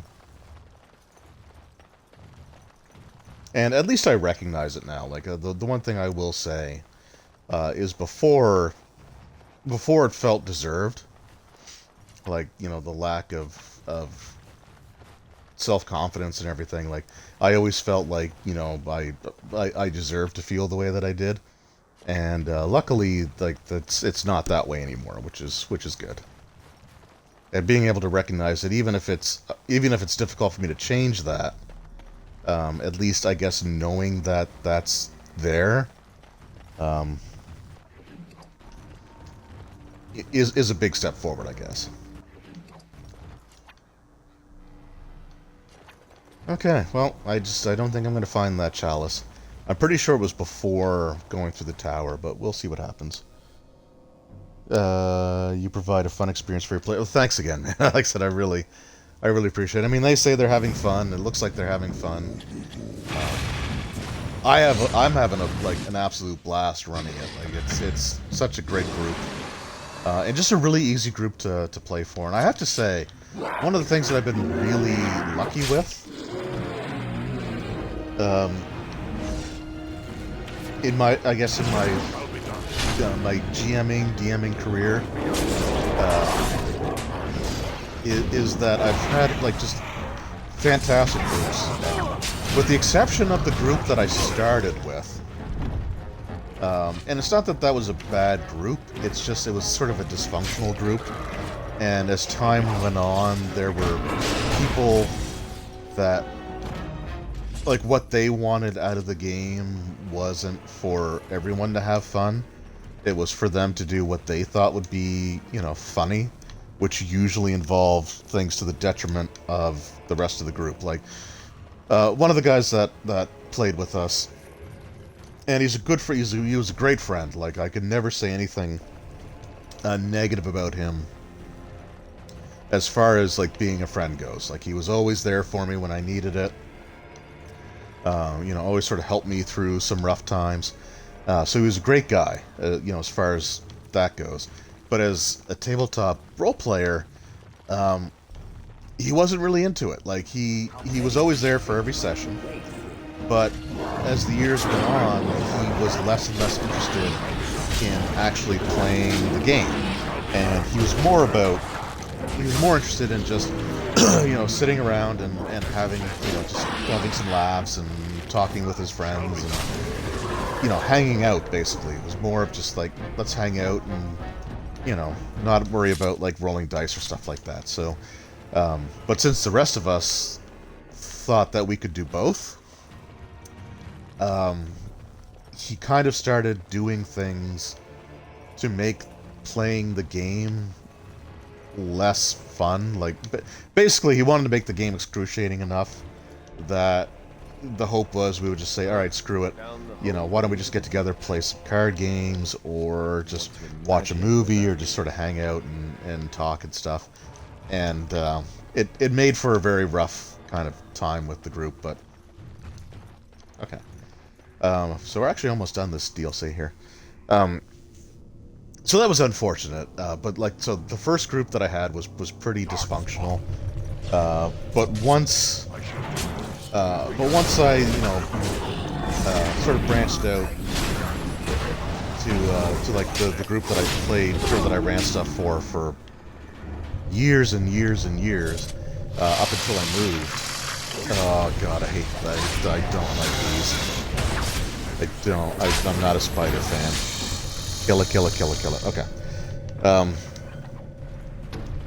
So, like, ever since then, I've always been blessed with really great groups, and it's interesting because I hear, you know, I see people's, like, stories online, or, you know, people that, like, animate their, you know, videos of their, like, you know, D&D horror stories and stuff like that, and like, I've been running games or playing tabletop RPGs for over 20 years, and I don't really have any experiences that are that bad. Most of those bad experiences were all in the first, 2-3 years. And then for the next, 17, 18, it's been pretty good. So, and like I watched some of them. Now I think it's a great channel, and I do find the stories to be very entertaining. The guy tells the stories incredibly well. But the channel was a Puffin Forest, I think it was. I have to admit, some of the stories that he shared, it just made me feel like I don't know if I'd necessarily want him at my table. And that was just like a couple of stories, but like overall, like I said, he's a very entertaining guy, and most of his experiences, I will say, also come from Adventurers League. And Adventurers League for D&D 5th edition really has a very different feel to it. Like the types of games that people that go to these like Adventurers League games, like what they want out of the game is usually quite a bit different than what I want out of it. So the fact that like some of his stories that just sound really kind of like bad GMing or bad, just bad players, the fact that it's taking place at Adventurers League kind of makes sense. I've been lucky with players as well. Okay, that's awesome. Yeah, we always played to avoid. Yeah, I guess that's another thing that I've been lucky with too, right? Like the groups that I've been in, they're all pretty laid back, and like just none of them are really into like drama or stuff like that. And like we'll spend time sort of just talking about like topics, and there's a decent amount of time at the gaming table or the virtual gaming table, where we sort of talk about real world stuff and vent our feelings about that and stuff like that. But as a group of people, I've always been pretty lucky that most like the people that I game with are the kind of people that's like, okay, we don't have to agree on everything and we can still be friends, right? Adventurers League is because it's crushed into 2 hours. Yeah, so there's 2 hours. Oh, I hate watching those descend from the ceiling. There are 2 hour and 4 hour adventures.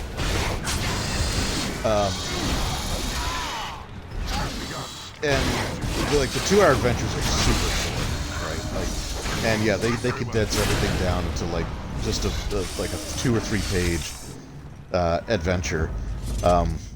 And I guess I can only speak from my own personal experiences, but for me, what I've gone through, a lot of the players that are there, they like to take advantage of the system that was set up before. I don't know what the Adventurers League rules are now. I just gotta take another drink here, so just bear with me. Like, I don't know what the Adventurers League rules are now, but when I was going for like the 2 months that I think I went to Adventurers League, you basically when you played through the adventure, if there was a unique magic item or there was a magic item, only one person that played that adventure got that magic item. So if there was, slippers of spider climbing, or like a really good magical weapon, only one person would walk away with it. And that led to a situation where like the players and the dungeon masters would get together and it's like, okay, well, we got to run through this scenario again because not everyone here, got this really good magic item out of it. And the way that the magic item claiming system worked is the player with like the lowest level character or with the least amount of items, if more than one person wanted to claim the same item, it would go to the person that was either lower level or had less number of magic items. So you would have people play through the same adventure 5 times in a row so that everyone at that table would have the items. Yeah, it created a system where every adventure was full of metagaming, right? And you would have some players that would really be sort of underhanded about like trying to get the items that they wanted. So I saw one example of a player who was normally a dungeon master and had run the adventure several times. He basically came to the table with a character, a level 1 character. Or no, he was able to level the character up because as a DM, you get like, oh crap, please kill him. Yeah, you get certain amount of like experience points based on the number of hours that you ran a session for. So he came with the character that was the minimum level for the tier that they were playing, but had no magic items because he never played through any of the adventures. Now I think you could give yourself items from adventures that you've run. It has been a long day. But he didn't do that. He saved all that for a different character. So there was an adventure that he really wanted the item for. So he came to the table with the lowest level character he could to join that particular adventure, and he had no no magic items. So, uh-oh, that's bad. So when the time came, and people were trying to divvy up items, he was just like, yeah, I want like the best item. Whoops. I want that specific item, and I have 0 magic items on me, so if anybody else tries to claim it, they're not going to get it. And it I don't know, it left a really bad taste in my mouth. And I will say, that that mentality was kind of prevalent amongst the players, right? Like just everybody wanted the edge, right? They wanted to play the adventures for the items. Everyone's character was sort of like this min-maxed, multi-classed character where they couldn't really explain any of the reasons why they had the items or the classes that they did. They just it was like just because, and it just wasn't fun. Like I just didn't enjoy it. I ran a couple of the adventures as well, and By the day. I have to say, like the adventures that I was running were all from the earlier seasons. But it was Your grandmother. Beside you. You heard what I said. It would not be the first time I woke to a younger man in my bed. Are all women this evil and conniving when they grow old? Just me, my dear. Just me. Wow. And yeah, just like everybody was like that, and it wasn't fun for me. And Sortalin, yeah, that's not D&D. That's what I saw. Yeah, so it was just, I guess it's a pretty common thing, right? With Adventurers League, and I don't know. I just didn't care for it. It wasn't fun. And then they made it even worse by replacing the dibs system with a system where. Oh, let's let this play out for a second here.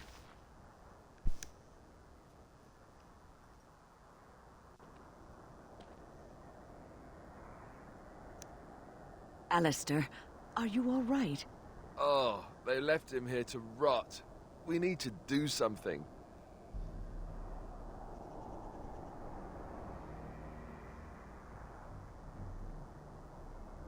He was a good man who hoped too much.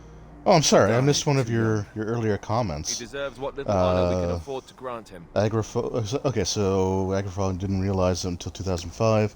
Always wondering why I would go through an anxiety attacks while DMing. Yeah, so interesting that you mentioned that, because one of the things whenever I start with a new group or have a new player, my anxiety level goes through the roof.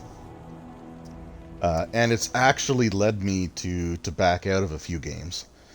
Or miss like some sessions, and then like I try to really push myself past that, right? But with like the games on Mash of the Games channel,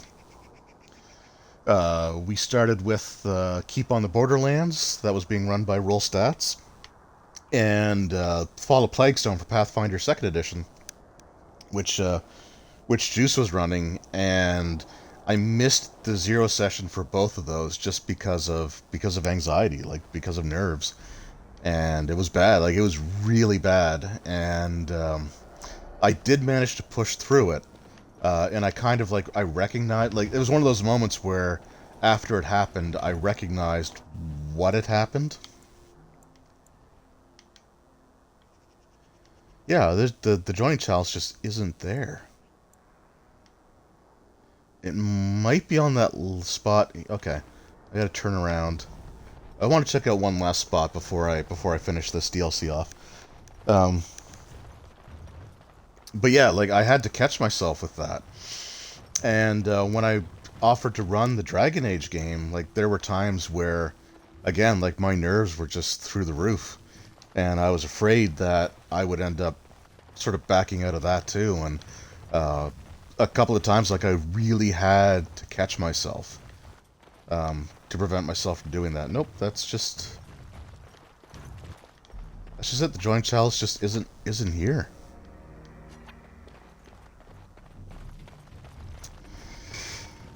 Oh well, I would rather that not be there than the armor. So we did get all the armor pieces.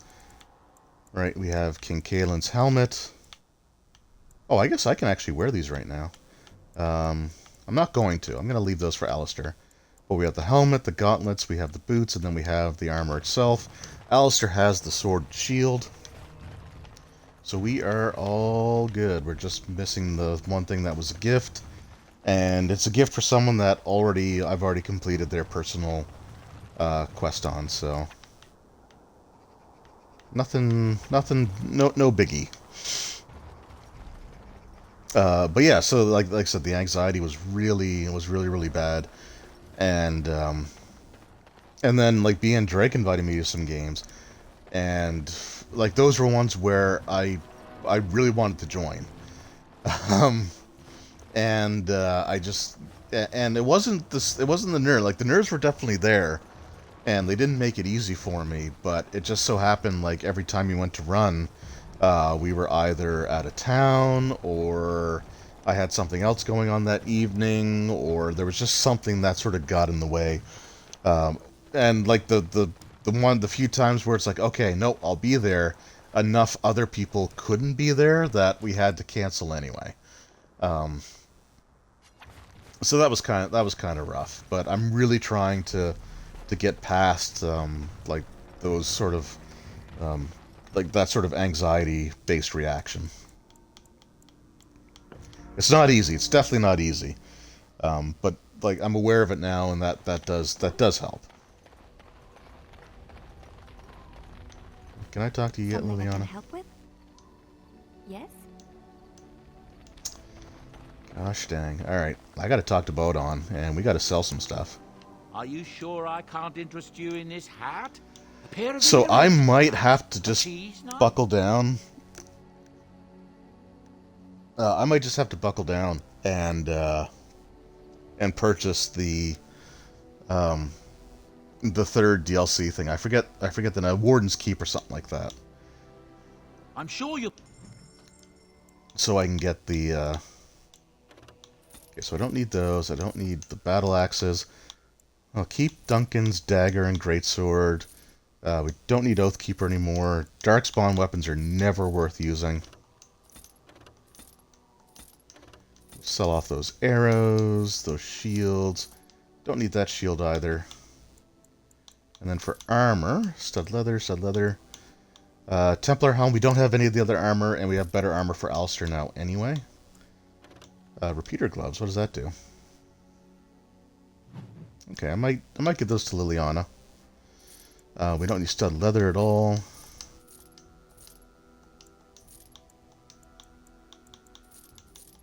We'll sell those off. I'll put those on the dog so that he has them. And you know what? I'm just gonna sell all those. I haven't put them on anybody yet, so it's not like I'm missing out. None of them are super great either. Metal shard we don't need.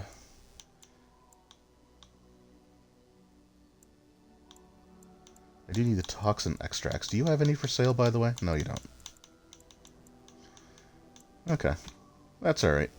And then for this stuff, amethyst, malachite, could hold on to the garnet because we need a little bit more. Greenstone, all that stuff is sellable. Wolf pelt will sell 1. And we'll just get rid of the bedroom key because we can't use it anymore. Yeah, that's a fun crowd. Yeah. Yeah, so if you must have seen the Old School Essentials videos that Drake has uploaded, or maybe even just the ones from Master the Game. But if you haven't seen the Old School Adventure stuff on BN Drake's channel, you should definitely check that out, because that is some of the most fun that I've had. And I've had a lot of fun running games for people. Like, it's not a slight against anybody. But I gotta switch back to Morrigan's. No, you know, let's keep winning the party for now. Something on that your mind? Healer. Nope. That healer abilities might come in handy. And we'll put Liliana in the group. But yeah, like that's just some of the most fun that I've had.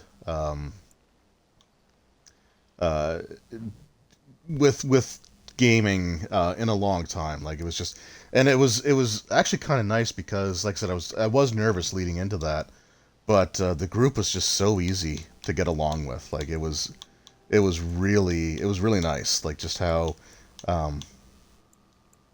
seamless it felt, like to join the group and be a part of it. I haven't seen that many deaths in years. Yeah. Yeah, when it says old school, it is definitely old school. So hit points and everything were randomized. So many players. Okay, so this isn't the Liliana encounter, but this is an encounter where you can, if you listen too much, they'll see you, they'll spot you. You can also rush in and spring your own ambush for a change, or you can leave and skillfully evade their clueless trap. I am going to opt for rushing in to spring my own ambush for a change. Now, if you select the skillfully evade, you still have to walk to the exit, and I think there's a chance you can mess it up and trigger the fight, but I want the experience, because that's going to be important.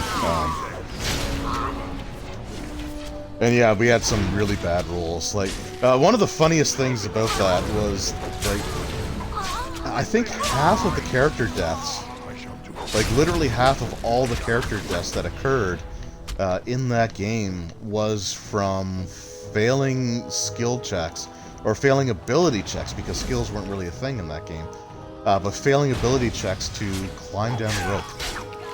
So, like, pits were literally like the single most deadly thing we came across, and it was great. And it does come down, I think, also to the fact that, like, the players all knew what to expect, and, you know, they weren't attached to the characters. They know that, like, you know, sometimes the most fun you can have is, you know, with the unexpected and sometimes, like, embarrassing character deaths. I was really surprised that I survived. My mage character survived, because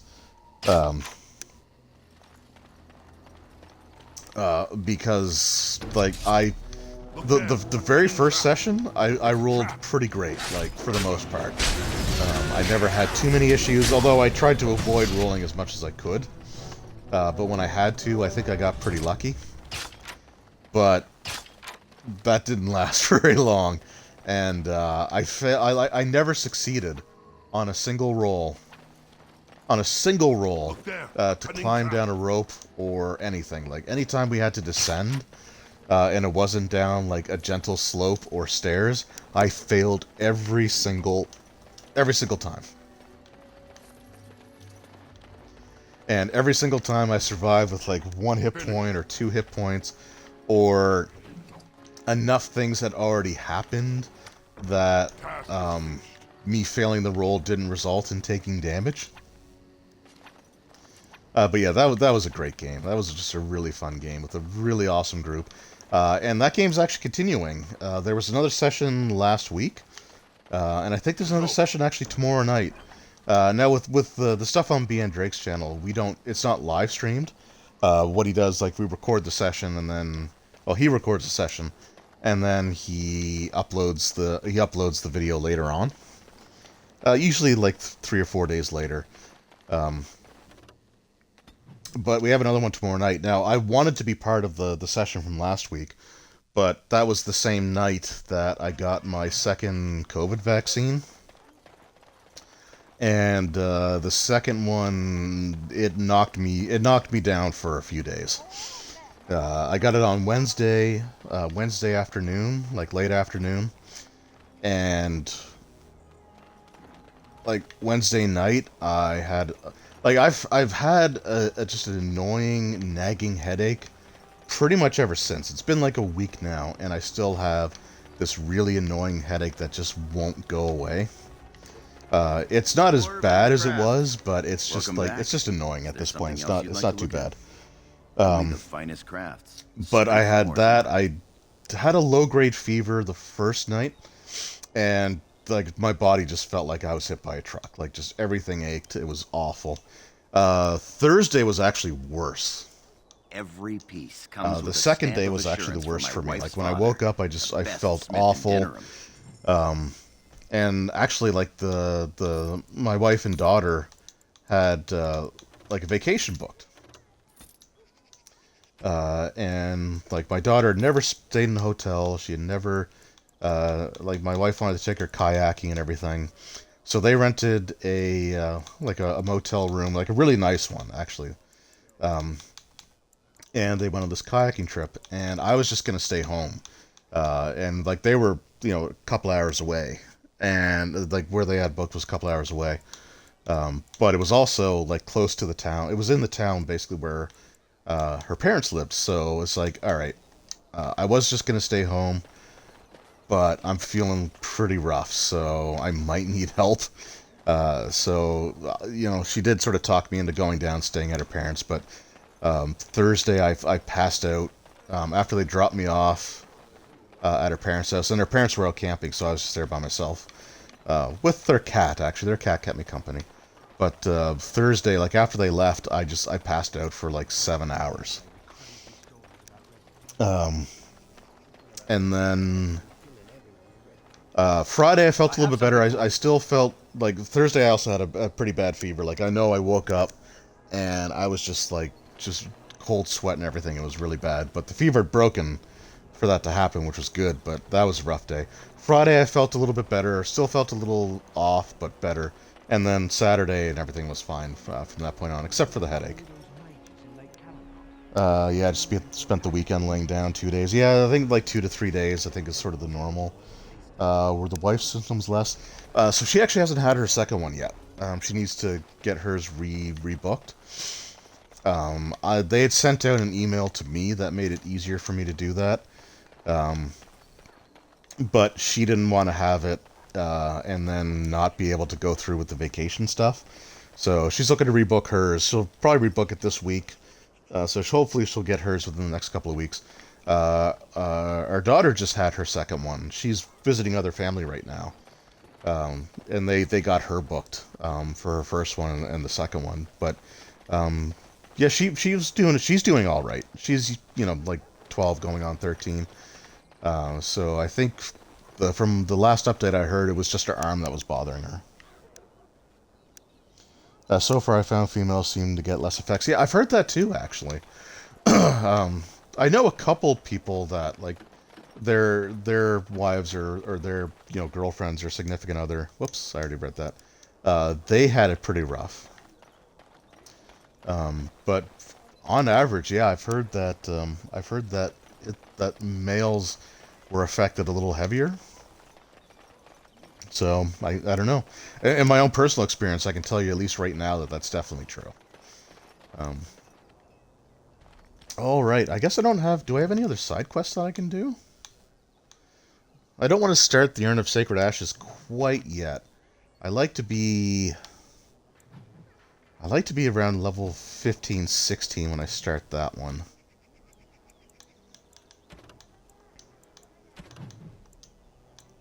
The Urn of Sacred Ashes, or the favors for certain extra parties. I can't do much with right now. Yeah, I think I'm out of stuff to do. I might have to just go and start a main story quest. So... As there is but one world, one life, one death, there is but one God, and he Alright, just check the Chanter's board again. Nothing there. Let's travel back to Redcliffe. See if their Chanter's board has anything.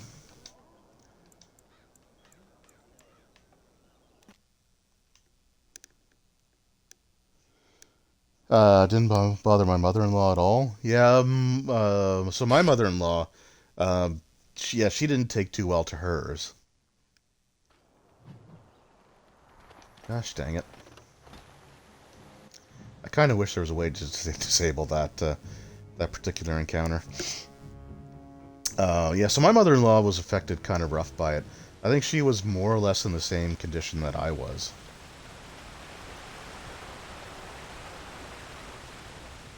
But she also has some other underlying issues, like nothing like serious or life-threatening, but she does have some other underlying issues that may have contributed to like exasperating the effects of the second dose.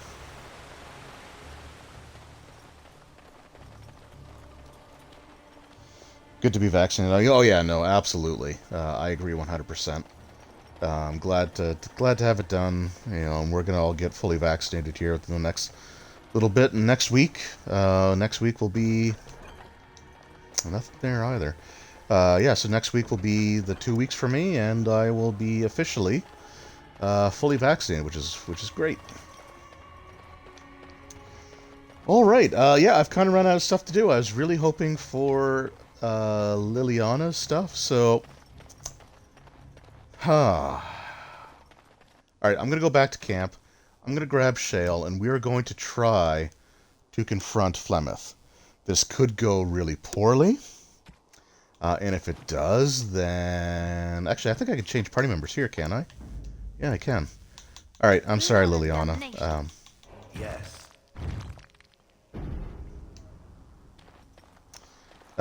So yeah, we're gonna try, because I did do the poll with how to deal with Flemeth. So let's try that, and then I think that's how we're gonna end the stream. I think the next step for me, like I said, I don't want to do the Urn of Sacred Ashes quite yet. But there are some polls that I want to put up for that. So I think the next thing I'm actually going to do is go to the elves.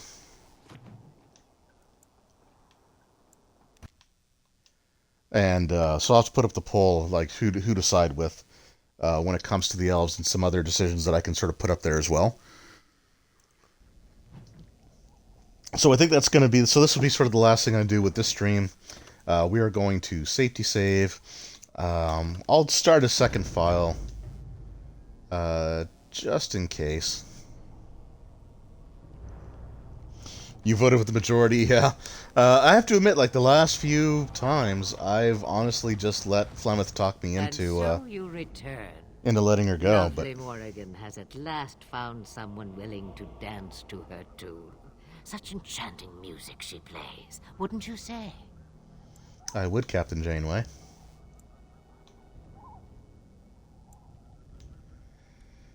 Yeah, I'm gonna say we know your little secret. Which one? We'll try to draw this out just a little bit. What has Morrigan told you?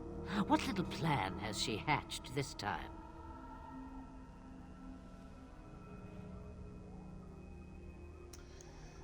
She knows how you extend your unnatural lifespan. She does. The question is, do you? Ah, but it is an old, old story. One that Flemeth has heard before, and even told. Let us skip right to the ending, shall we? Do you slay the old wretch as Morrigan bids, or does the tale take a different turn? I'm gonna ask what she proposes because I'm pretty Morrigan sure wishes I my can still back grimoire? out of it. Take it as a trophy. Tell her I am slain. We believe what we want to believe. It's all we ever do. Yeah. I go. What happens to you? Perhaps I surprise Morrigan one day. Or I may simply watch. It would be interesting to see what she does with her freedom. Enlightening, even. Would you give an old woman that? No. I put the poll up, the people voted. What will it be, then?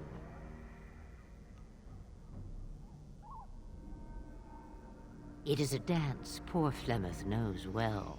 Let us see. So this was a moment that I was not prepared for. The first time I chose this, like nobody, I had friends who played it, but they never told me what happens. So when that happened, I was like, well, that's not good. And this is probably not going to be good.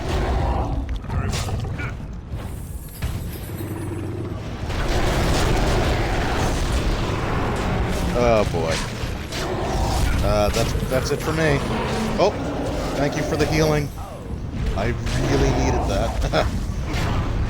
So I think that was that one where like it automatically triggers if you're near dead, and that saved my bacon, 100%.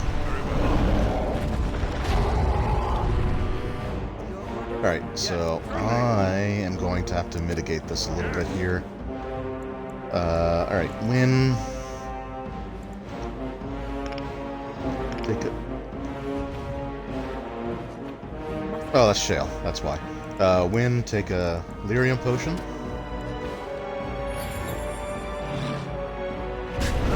those. Whoops. No, I want to stay with my character. Thank you. Oh, you know what? I never turned momentum back on. That was silly of me. So this fight, like fighting the dragons in this game, is really annoying if you're not playing a ranged character, because they just keep knocking you back. Come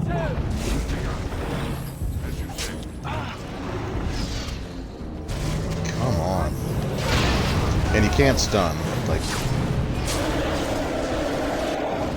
Although I can be stunned.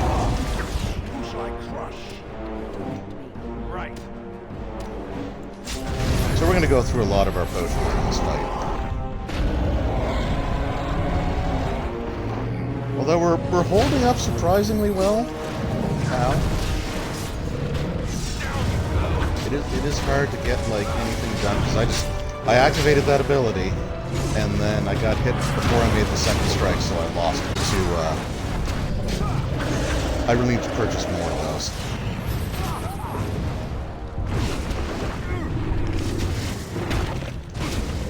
Oh no. Win. I need your help. Greater lyrium. God damn it. Alright. Spells. Because we got revival.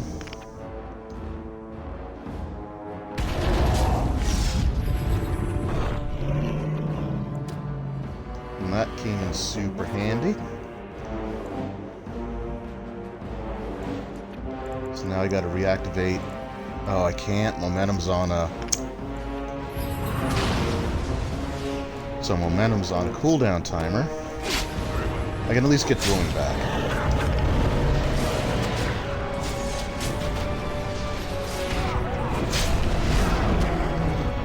Well, so the last couple of times I've actually done this fight,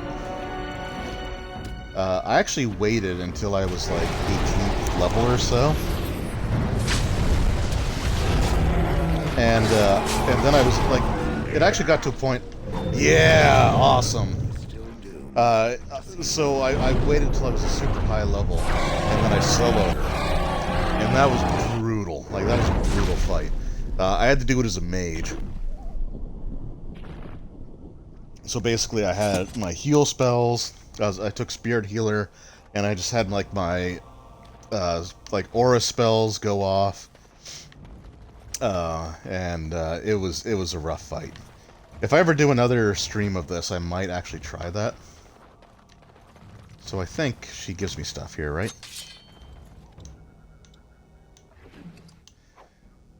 Just the key. Okay. No dragon scale or anything. So yeah, so that was the Flemeth fight. I died, but I had my healer with me. She doesn't have the ability yet where she has her aura around her that can actually heal. Whoops, that can actually heal.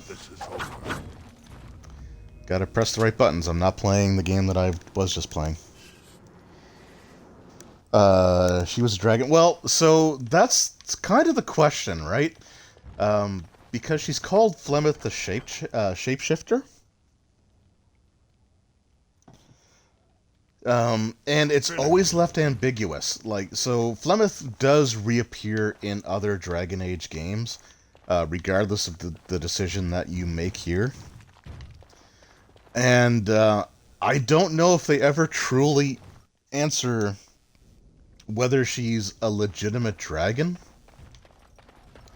that shapeshifts into a human, or if she's a human that can shapeshift into a dragon. Because, like, Morrigan, if I took the abilities, she could shapeshift into, like, a... I think right now she could shapeshift into a wolf. There's, like, wolf, bear, spider, which I'm not doing. So I don't know. I don't know, and it bugs me. And I think the Flemeth thing does get resolved in Dragon Age Inquisition, but I don't recall ever actually getting to that point. Liliana, anything? You gonna give me anything here? Yes? What's on your mind? Apparently nothing. Alright, so I think I'm stonewalled with her. But with Morrigan, we did pick up the Robes of Possession. So this is restricted to Morrigan. It's the exact same appearance.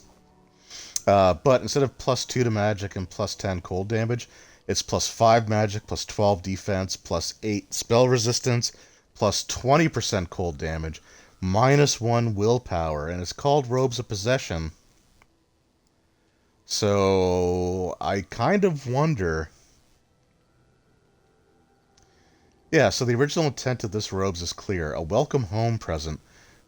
Welcome home present from Flemeth, designed to sap Morrigan's will and ease the ancient sorcerer's possession of her daughter. With Flemeth dead, these robes no longer pose a danger to Morrigan, but make her help those who get in her way. So,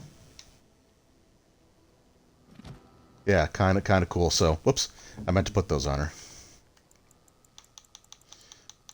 So, as you can see, so we'll just switch to Robes of the Witch so you can just kind of see that it does actually change. So, there's Robes of Possession, and then we have Morrigan's robe, so it looks the exact same. So, like, again, the lore behind it is that it was something to deceive her, and she would just think it was her normal clothing. So let's actually also, whoops, I wanted to give the repeater gloves to Liliana. So let's give Morrigan that book. Mother's real grimoire, is it? I am glad you were able to find it after all.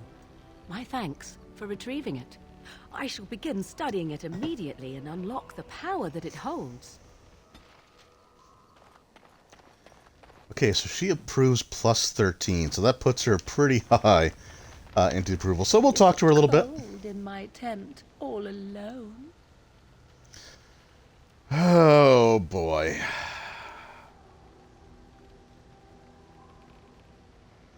Wasn't quite expecting that so close.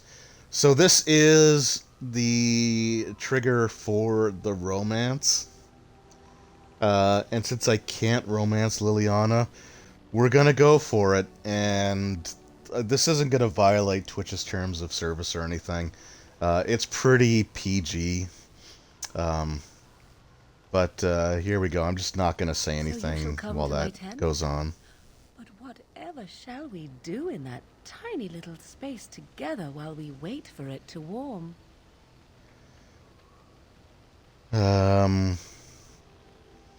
I'll leave that up to you. Then let us waste no more time with foolish talk. Yeah, she is fast, isn't she?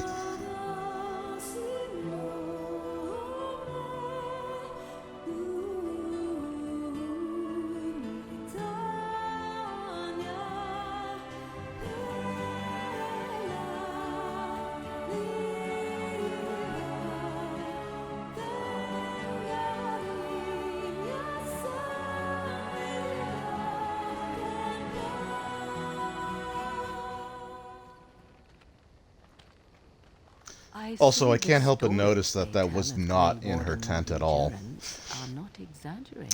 But yeah, it's pretty PG. You know, like it, which is fine.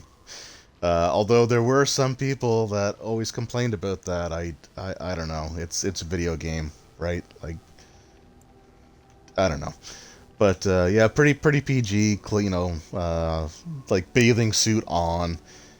You kind of see worse stuff in like shows from like the 80s and 90s when back then like stuff was a lot like tighter controlled. So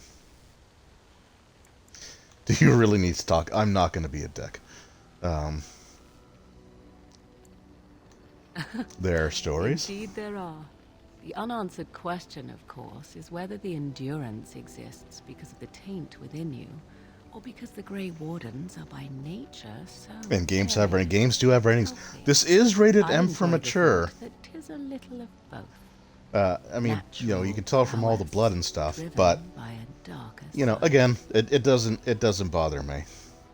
I actually, honestly, I prefer that it's PG. Otherwise, I would not have even considered doing like the romance stuff. Mass Effect's the same way, and again, I hear people complain about that. And honestly, oh, Siege Weasel, that was the scene to tune into. Yeah, so yeah, if you're just joining, I do apologize. I wasn't expecting that to happen quite so soon. It's not the character that I initially intended to. Based on a poll that I put up on Twitter, but the option that people voted for is just not happening, apparently. That is entirely up to you. Simply know that I have no designs on your independence. I wish only to do what I desire, and if that coincides with what you desire, then so be it. And should you decide not to continue our misadventure, then so be it. Very simple, is it not? Yeah, no, I'm cool with that. Not going to talk about love. I'm just going to say about that. Marvelously. Come then, let us be off before the others begin. Yeah, I got friend zoned. So the vote was between Liliana, Morrigan, and Zevran. So Morrigan is a character you could only romance if you're playing a male character, but both Liliana and Zevran can be romanced regardless of your character's gender. So, Liliana was the one that everyone voted for. She's also the one that I always prefer to go for, and I mentioned this earlier in the stream, but... Something I can help with? I feel less weird about Liliana just because it's close to my wife's name. What's on your mind? So it's like, oh, okay, well, you know, I guess you can project a little bit. But I have no dialogue options with her. And I don't know what I did. I don't know if maybe I just didn't get her approval rating up to a certain point before we got to a certain point in the adventure, like in the game. Just no idea. So yeah, right now I am living pretty hard in the friend zone. So you know what? Let's go on a little bit. I was planning on maybe stopping it off here, but Yeah, let's not leave it off on that awkward note. So let's gather our party here. We're gonna go back to Morrigan. I'm gonna keep Liliana in the party, because I'm hoping that maybe that fight will trigger. And we can at least get into her personal backstory. It may also depend on me finding a specific gift to give her, like the flower. I think it's called the Flower of Orlais, and I haven't found that yet. I'm hoping I didn't miss it, because I have noticed that some things just haven't loaded in properly. So, for example, I just did the Return to Ostagar quest, and the joining chalice was just nowhere to be found. And I'm 100% sure I know where to get it, even though I sometimes have difficulty maneuvering around that map. Let's actually restock on some of our potions there. Your friends are for. But yeah, so that didn't load. So it's possible. It's possible that the the gift was somewhere where I've already been, and it just never. Oops! No, don't want to do that. Don't want to do that. Don't want to do that. It's possible that it just never spawned in. All right, let's get some. Dang it! If there's anything I can do, Let's make some lyrium potions. I think you've got the stuff for it, right? Please. Nope. Alright. Well, we'll return to Denerim.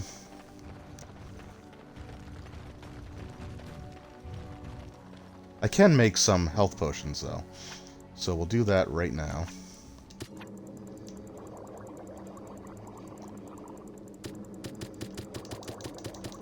So we'll just do that. Surely there are better uses for our time. Now, come on, Morrigan. Don't be like that now. Alright, we'll pick up some more flasks.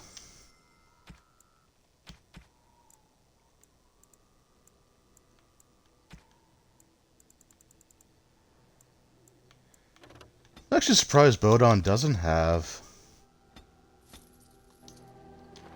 I'm actually really surprised that Bodon doesn't have the lyrium dust. Since dwarves actually are the ones that deal in lyrium.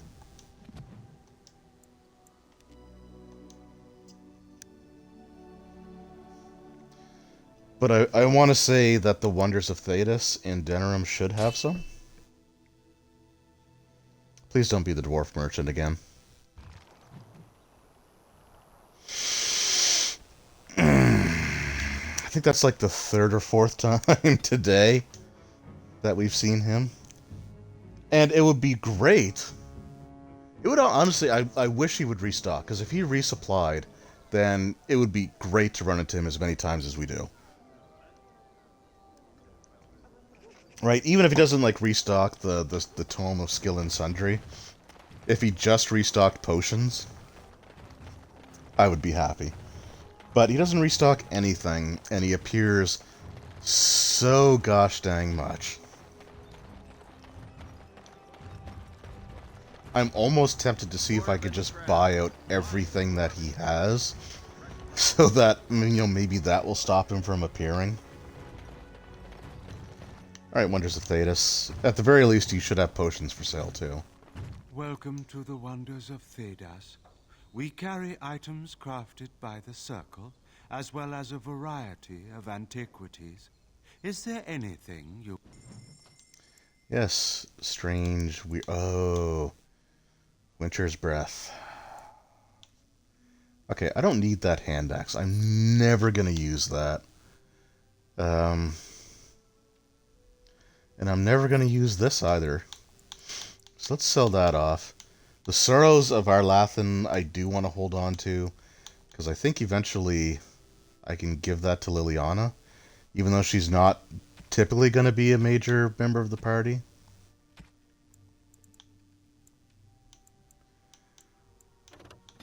Lyrium potions. Gosh, those are expensive. Well, those are the regular ones. Crafting. Lyrium dust. 10. I'll take them.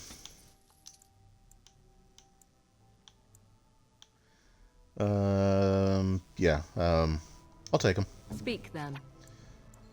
Alright, Morrigan.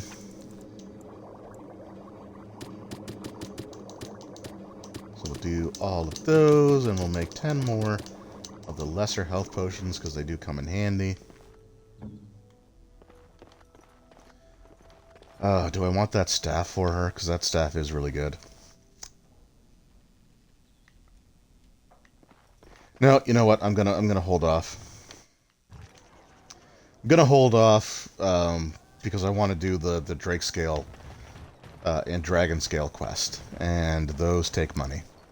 So I know I said I didn't want to start the Urn of Sacred Ashes quest line quite yet, but I think that's the next thing we're gonna do, because there's stuff that I can do now before any of the things that I would put polls up for would take place.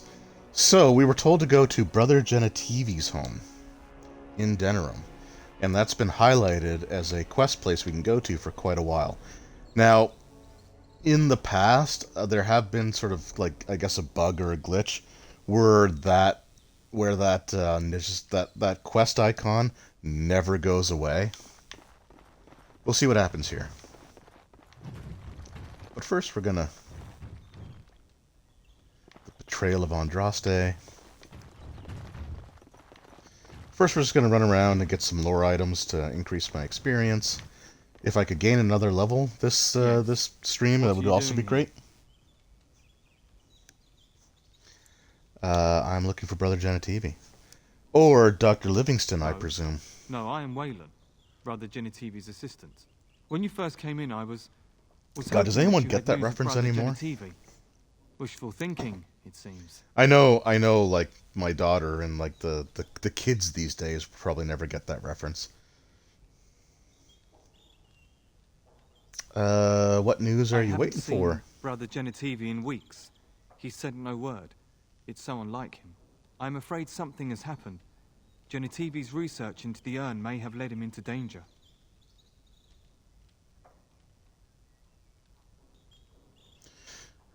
Why would the urn lead him to danger? For a reason. I pray for Genitivi's safety, but hope dwindles with each passing day. I tried to send help, but some knights came from Redcliffe looking for him not long ago. I sent them after Genitivi, and they too have disappeared. So I don't think Genitivi's name is a reference. The Dr. Livingston, I presume. I wonder if people these days actually remember that was a thing. Alright, let's start poking holes in your story. How do you know they disappeared? They haven't returned, and they sent no word either.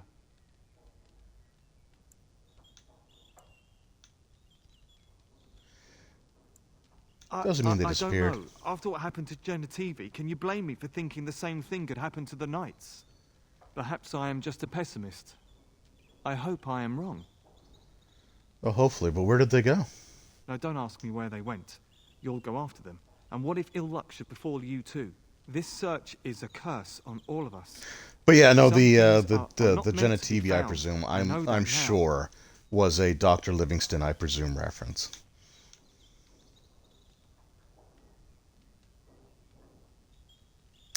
Alright, I need to obtain the ashes or our Lehman will die. All he said before he left was that he would be staying at an inn near Lake Calenhard, investigating something in that area.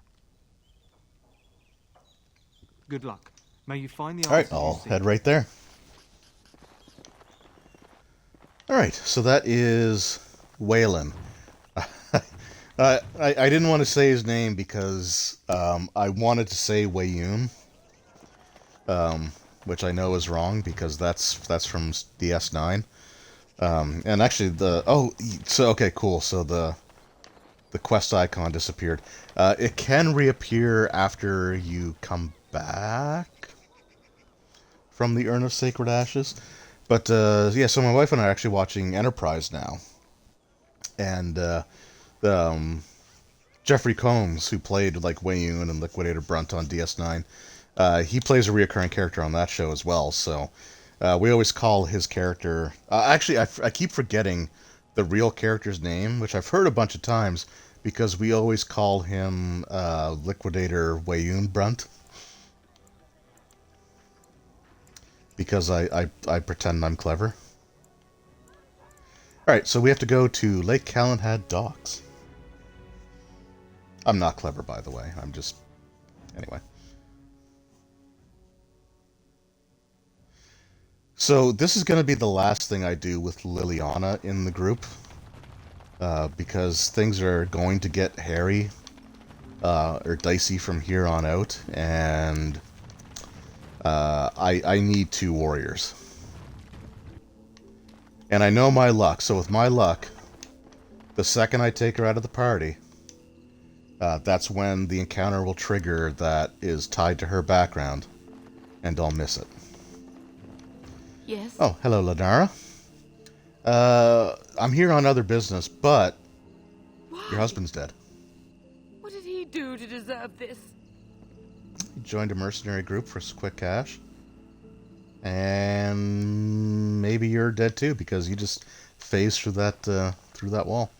Now, again, I'm a dwarf rogue, so I keep forgetting to do this, but let's... Oh, you suck. So we see some shady patrons, some unusual folk here.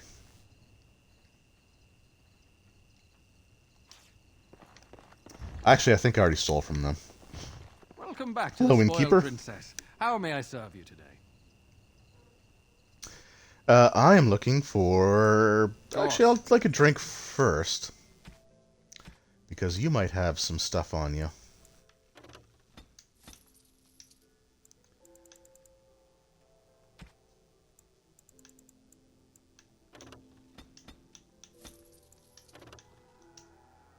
How many was that? 3? I'll make some more. Of those. Okay, no gifts. Alright, that's fine. Welcome back to the Hello spoiled again. princess. How may I serve you today? Is there a brother Genitivi here? No. No, of course not. I've never heard of him. What about the knights No, from no, Redcliffe? I haven't seen any knights. Why You would okay I there, know? buddy? Listen, the person you're looking for isn't here. You should be on your way as soon as possible.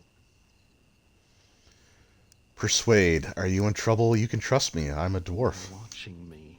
I can't speak openly. Don't look around and keep your voice down. They're looking for anyone asking for this brother Genitivi. They told me to act like nothing's wrong and just deny ever having seen the brother or the knights.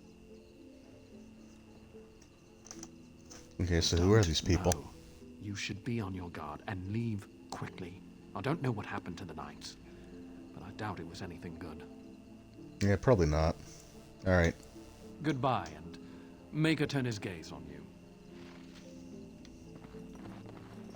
Alright, well that's unusual. What are you looking at? Can a man drink in peace? Maybe. What are you looking at? Boy, you two sound very similar. Enemies approaching! And we immediately get ambushed.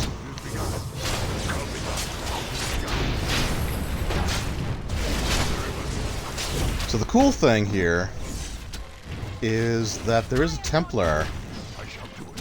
There's a Templar out here, and he will actually fight with us, although he has no weapons. So that kind of helps. So here we find some cultists, which is intriguing.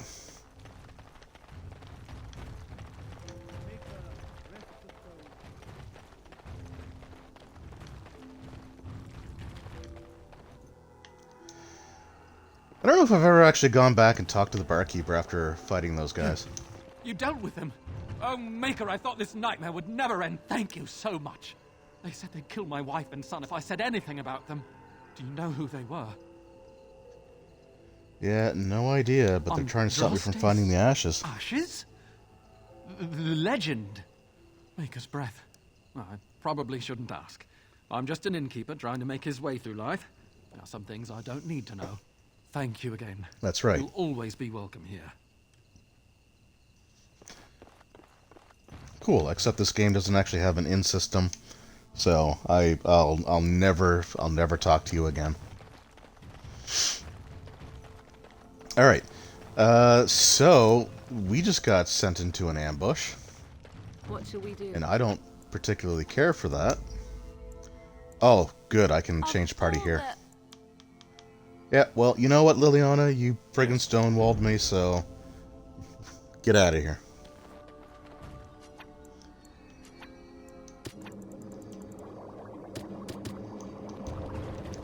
Okay, so we should have plenty of delirium potions now. The one thing about Mage is that their magic drains super fast. Alright, so we're going to return back to Denerim and just be like, hey, you know, WTF.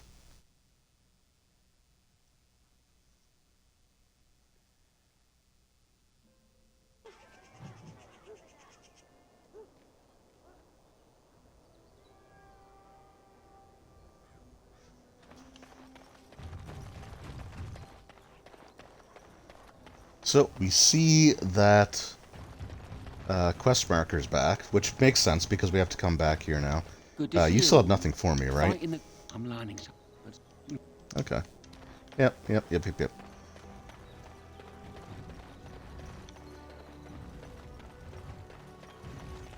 Dwarven craft. Fine dwarven craft. Fresh from Ostagar. All right. Hey. You're back.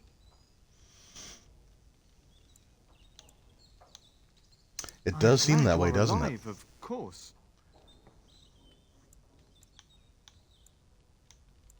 My brothers died in the service of Andraste. May she draw their souls to her and cast yours into oblivion. For Andraste! Alright. Oh.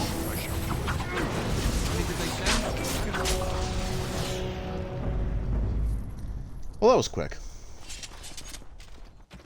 So the quest updated. So Brother Genetivi, the scholar who was trying to track down Andraste's final resting place, has gone missing. His assistant Waylon told you that he set off to follow a lead on the urn. However, on further questioning, the man who called himself Waylon became defensive and attacked you. He is now dead. So there's a few different ways you can handle him, the Waylon, quote-unquote Waylon character. You can keep sort of poking holes in the things that he says, and I believe he will eventually just say heck with it and attack you. You can also barge into this back room in which he will attack you then as well, or you can do what I did and you know, go along with it until the ambush and then come back, because what we find in here is the body of the real Waylon.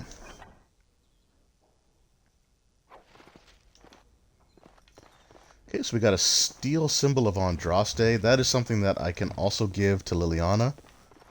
I don't think there's anyone in the party that it would be a better suited gift for.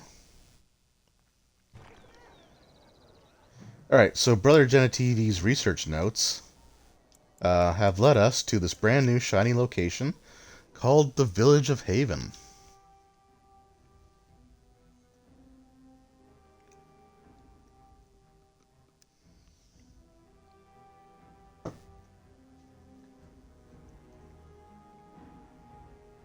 And I think we're going to get the whole way there without an encounter.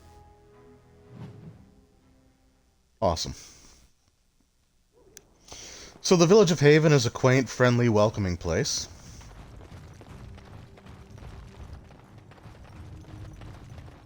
What are you doing in Haven? There's nothing for you here. Well, excuse me. No, you do not. I would have been informed if someone was expecting a visitor. You may trade for supplies at the shop if you wish. Then I suggest you and your companions leave. Did it just get a lot colder, or is it just me? They are hiding something. 'Tis obvious, is it not? 'Tis, in fact. Okay, so the shop. So there's a few things that you can notice around here that lets you know that things are kind of unusual. Bonnie Lynn, tell us where you've been. Were you up, were you down? Chasing rabbits round the town. Come, Bonnie Lynn, tell us where you've been. I mean, you know, creepy kids is never a sign of anything weird, right? So I think the shop is on the second level up. Is this place even on a proper map? Village shop. And then we're going to go back down and look around the location that we were just at. But I want to go in here first.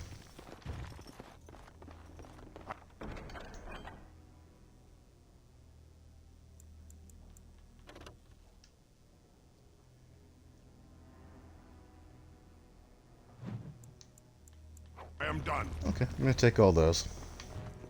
Who are you? Hey. You're not from Haven. Yeah, I know. Like, why does everyone tell me that? Like, I don't already know. We don't get very many visitors. I don't have Is this much, a shop? but I would like to suppose you trade. could Take a look. Yeah, he doesn't because this is like a one-time... spoilers, this is like a one-time character you can interact with. Mage's Eye. 9.6, 1.6 plus 2. Okay, well, we're going to sell the Fox's Bow then. So we don't need any of that. Large flawed ice crystal and spirit crystal.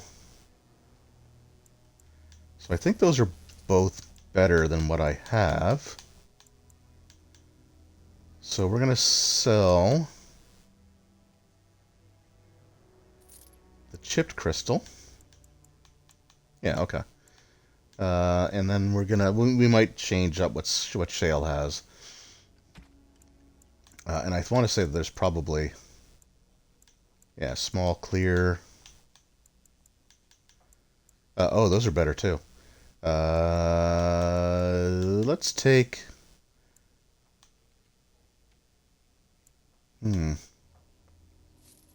Let's just grab them all. Yeah, but then we don't need the flawed ones at all anymore. So the flawed ice crystal. I'll keep the lightning one just because I don't have a lightning attack one yet. But we'll do that. Nothing there. We will buy these. And I don't think you have anything. No, nothing great there. Nothing worth taking there. Nothing there. Okay, cool. Thanks.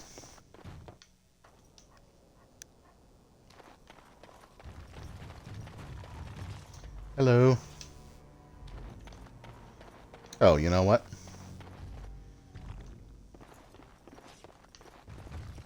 There is one last thing. Thank you. Now this is another situation where I can also trigger something by going back in this back area, which I'm not going to do. I think if I go there, if I try, I think I have a chance to back away, so let's just... Yeah, okay.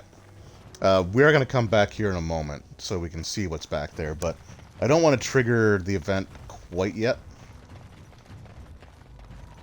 I mean, in case you haven't noticed, there's some weird stuff going on in this town. But we're just going to look around a little bit.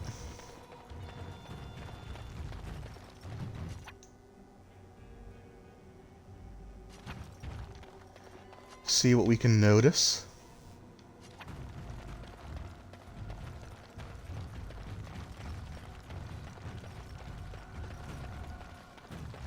So this is a direction that I always forget to go in.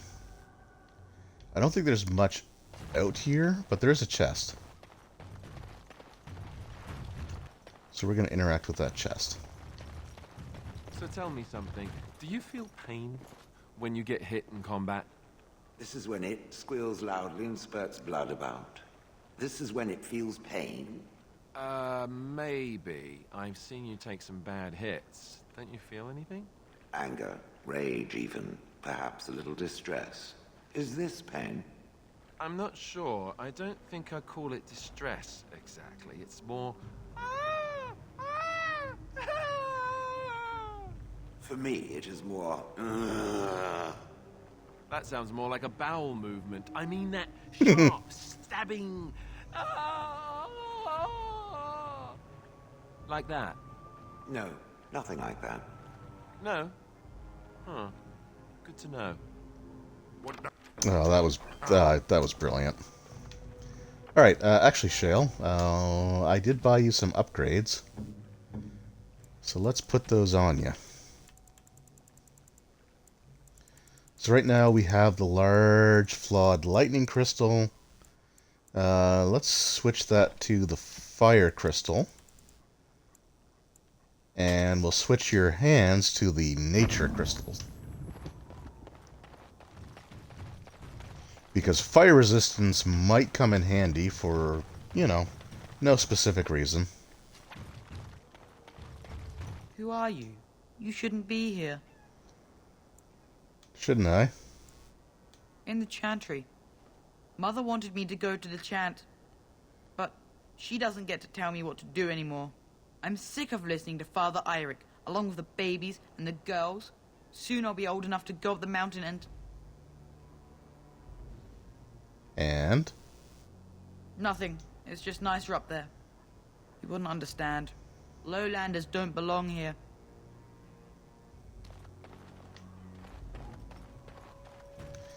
So, I want to say, I don't know if the village of Haven, are actually like the, I think they're called the Avar.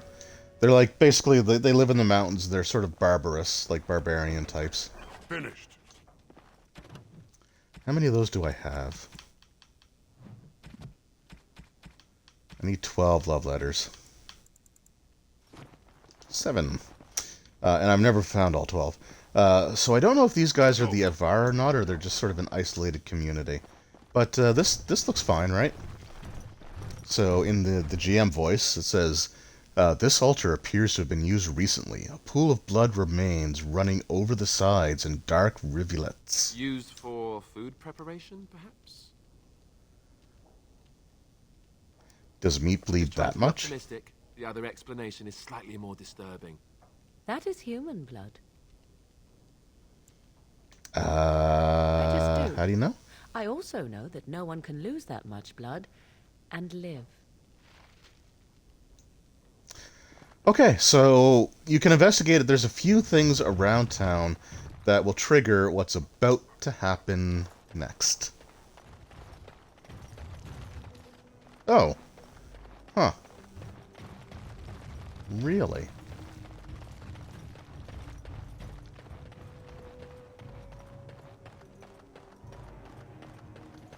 Huh. Okay. Alright, so, hold off on that for a second.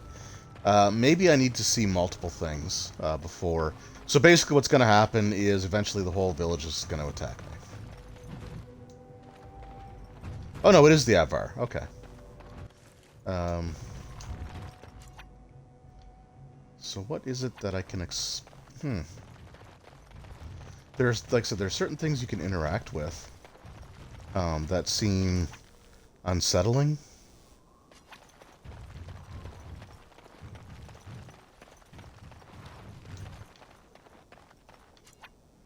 And I'm just not finding any of them, which is weird. Like, I was pretty sure there was something outside one of the homes that you can look at. So, alright, we're just going to go back to the shop and we're going to look in that back room. Because I need the experience. And you are going to help provide it. Very well. I shall. Alright, so there we go. Okay, so now we can take a look what's back here, including a chest with just gloves in it. Another chest. I am done. And then we have a corpse. So the armor and clothing left on this dismembered man... Whoops. indicate that he was from Redcliffe, one of Arl Eamon's knights. And there's some other bones there. We saw the blood. Again, I know there was stuff outside I could interact with. Anyway, so this is what happens. Ah, dang it, they got a mage. Hold on, hold on, hold on. Nope, nope. Okay. We're good. Also, I need that on. So I can kill them super fast. Yeah, so now the entire village is basically after us. So if we come down here, there's going to be more things to fight. Oh, great. No wonder the stock is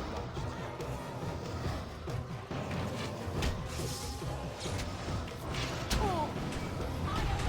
Are any of these? Okay.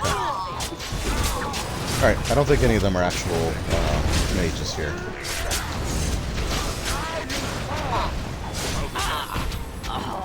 Ah, take that, Shale. How does that feel?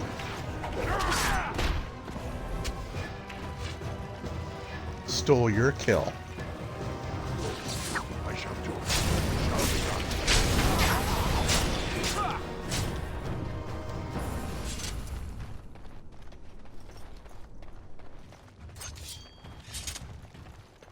Yeah, that's really strange. Like, I could have sworn there was something outside that you interact with. Again, I don't know if things got updated or patched. On my 360 version, I can't hear because of the servers not being active. Or maybe I just missed going this way? No, I didn't miss going this way. I don't know. It's strange, but yeah. Because I always remember there was something out here that I saw that seemed unusual. And then I would always go into the house here, find the altar with all the blood on it. Sucks to be a knight in this world, yeah. Yeah, they are kind of the red shirts of the Dragon Age, world. Unless they're actually with you, and have names. So if it's a named one that's with you, they're usually going to turn out all right. But yeah, you come across so many dead knights,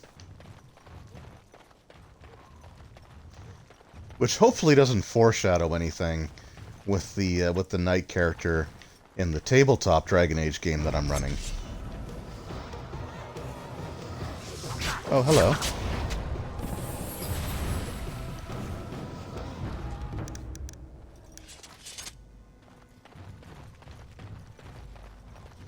We must not exhaust our supplies. No, I can't remember if there's another...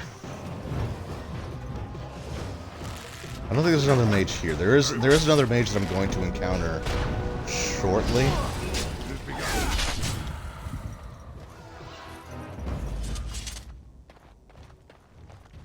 Alright. Oh, we got the stuff off of them.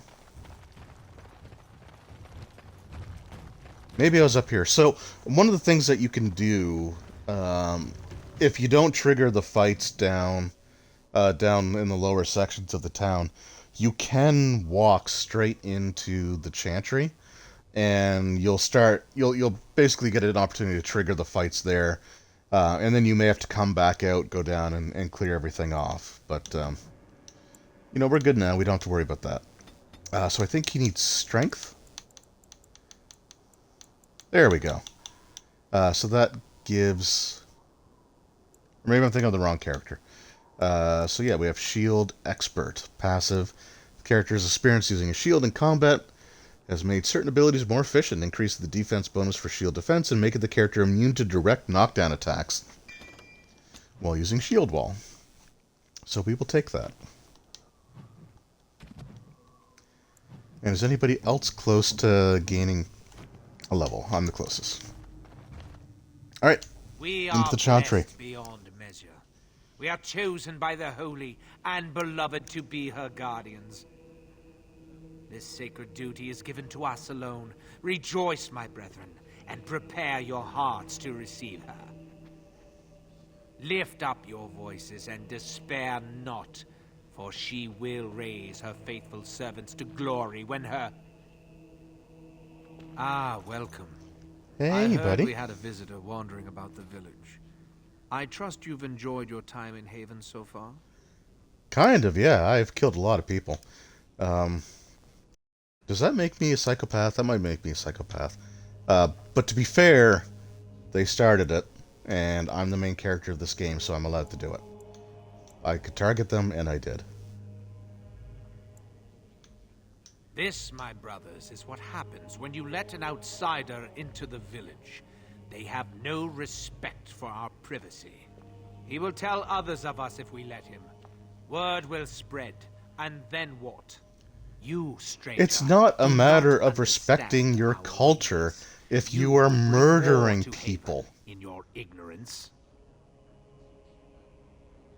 Yeah, you're right about me bringing war on you. We don't owe you any explanations for our actions. We have a sacred duty. Failure to protect her would be a greater sin. All will be forgiven. Enemies approaching. So he's a mage, and I don't want him doing anything.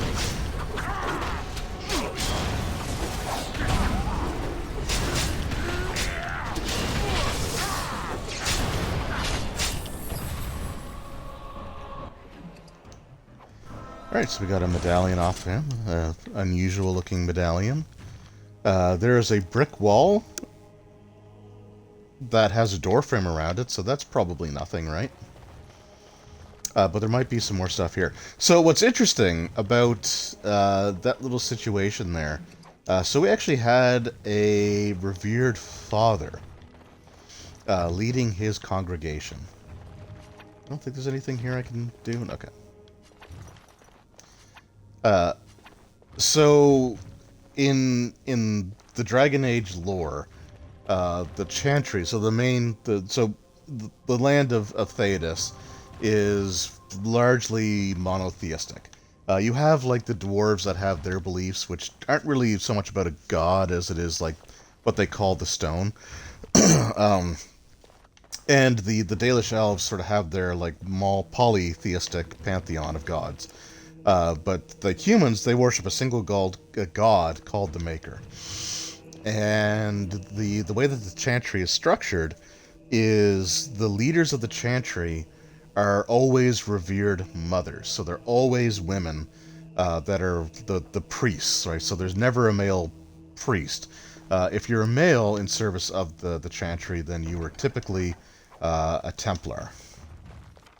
So this guy being a revered father is kind of unusual. So there's something not quite right about the way that these guys practice their faith. Alright, so this definitely not obvious sign of something I can interact with.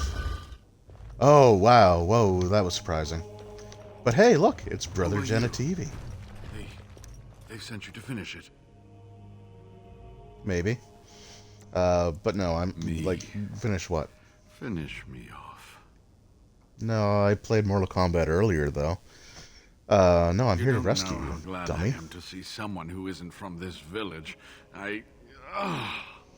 You would be the first person today that is thankful that I'm not from this village. The leg is wounded, but that will heal in time. The foot may have to come off. I thought you might say that. Well, yeah, Wynn's a little Wynn's a little important lighter things on her than bedside feet. manner. I don't have time to rest now. I'm so close. The urn is just up that mountain. Okay. My research led me to Haven, and I have heard the villagers talking. I know the urn is here. Haven lies in the shadow of the mountain that holds the urn. There is an old temple there built to protect it. The door is always locked, but I know what the key is. Iric wears a medallion that opens the temple door. I've seen what he does with it. You mean this thing that I already have? That is your key. Take me to the mountainside, and I will show you. You sure? And will you let me lean on you? For the urn, any pain is worth enduring. I mean, you're leaning on a dwarf. Is that going to be alright for you? Let's ask him follow-up questions. What is on your mind?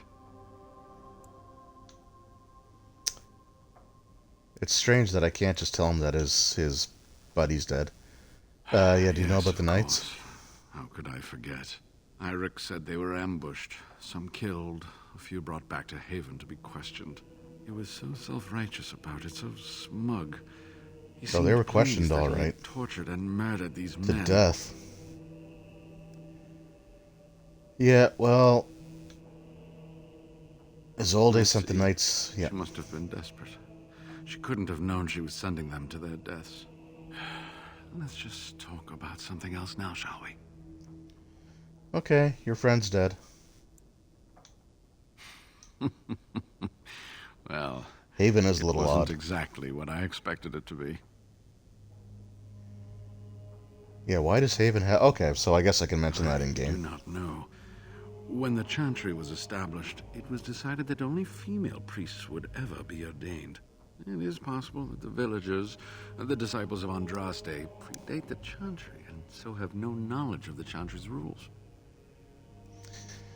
Maybe... They call themselves the disciples of Andraste, and they are very, very devoted. One could say fanatically so.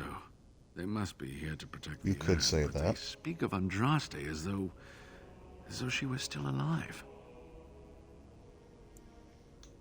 I'm old enough to know that anything is possible, child. Was there something else you wanted to discuss? Yeah, what were they doing with you? Intent on finding out personal information about me, where I grew up, things like that.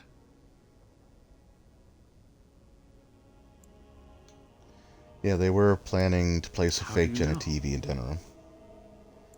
Oh, here we go. Yeah, there was an imposter Wayland. What happened to the real Wayland? Take a guess. I'm going to be harsh about it. Oh, Wayland. I should never have dragged Stuff in you the into box? this. Make us take you into his hands, my boy.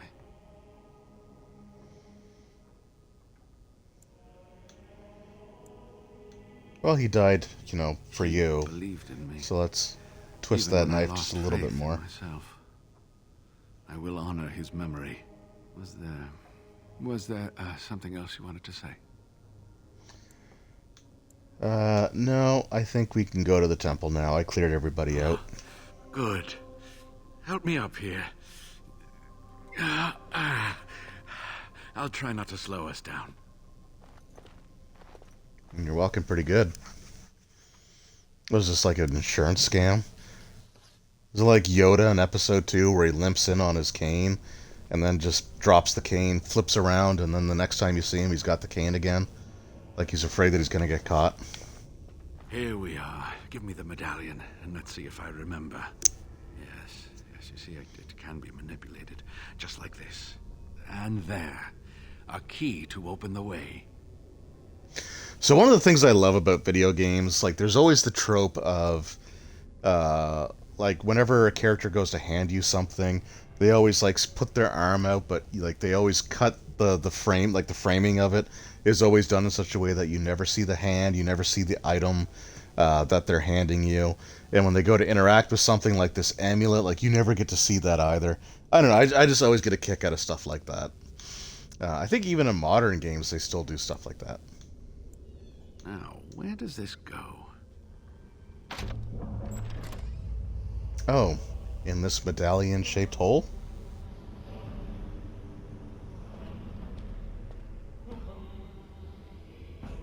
Oh, what I would give to have seen this hall in all its splendor, as it was meant to be. Still, sweep away the ice and the snow, and traces of beauty remain. Yeah, I'm sorry. don't let your guard down. I was a little distracted, I apologize. These carvings were created just after Andraste's death, and they may reveal things about her life that we do not yet know. I think they might. I need more time to study these statues and carvings.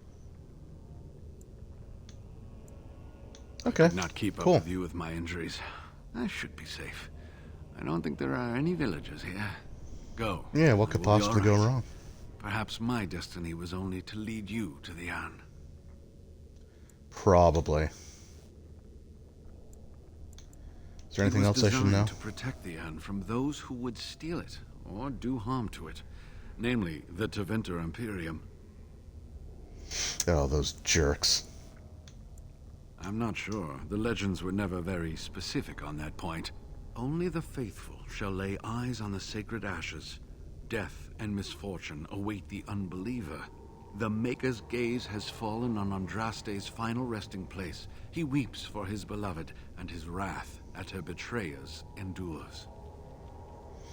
Jesus, alright.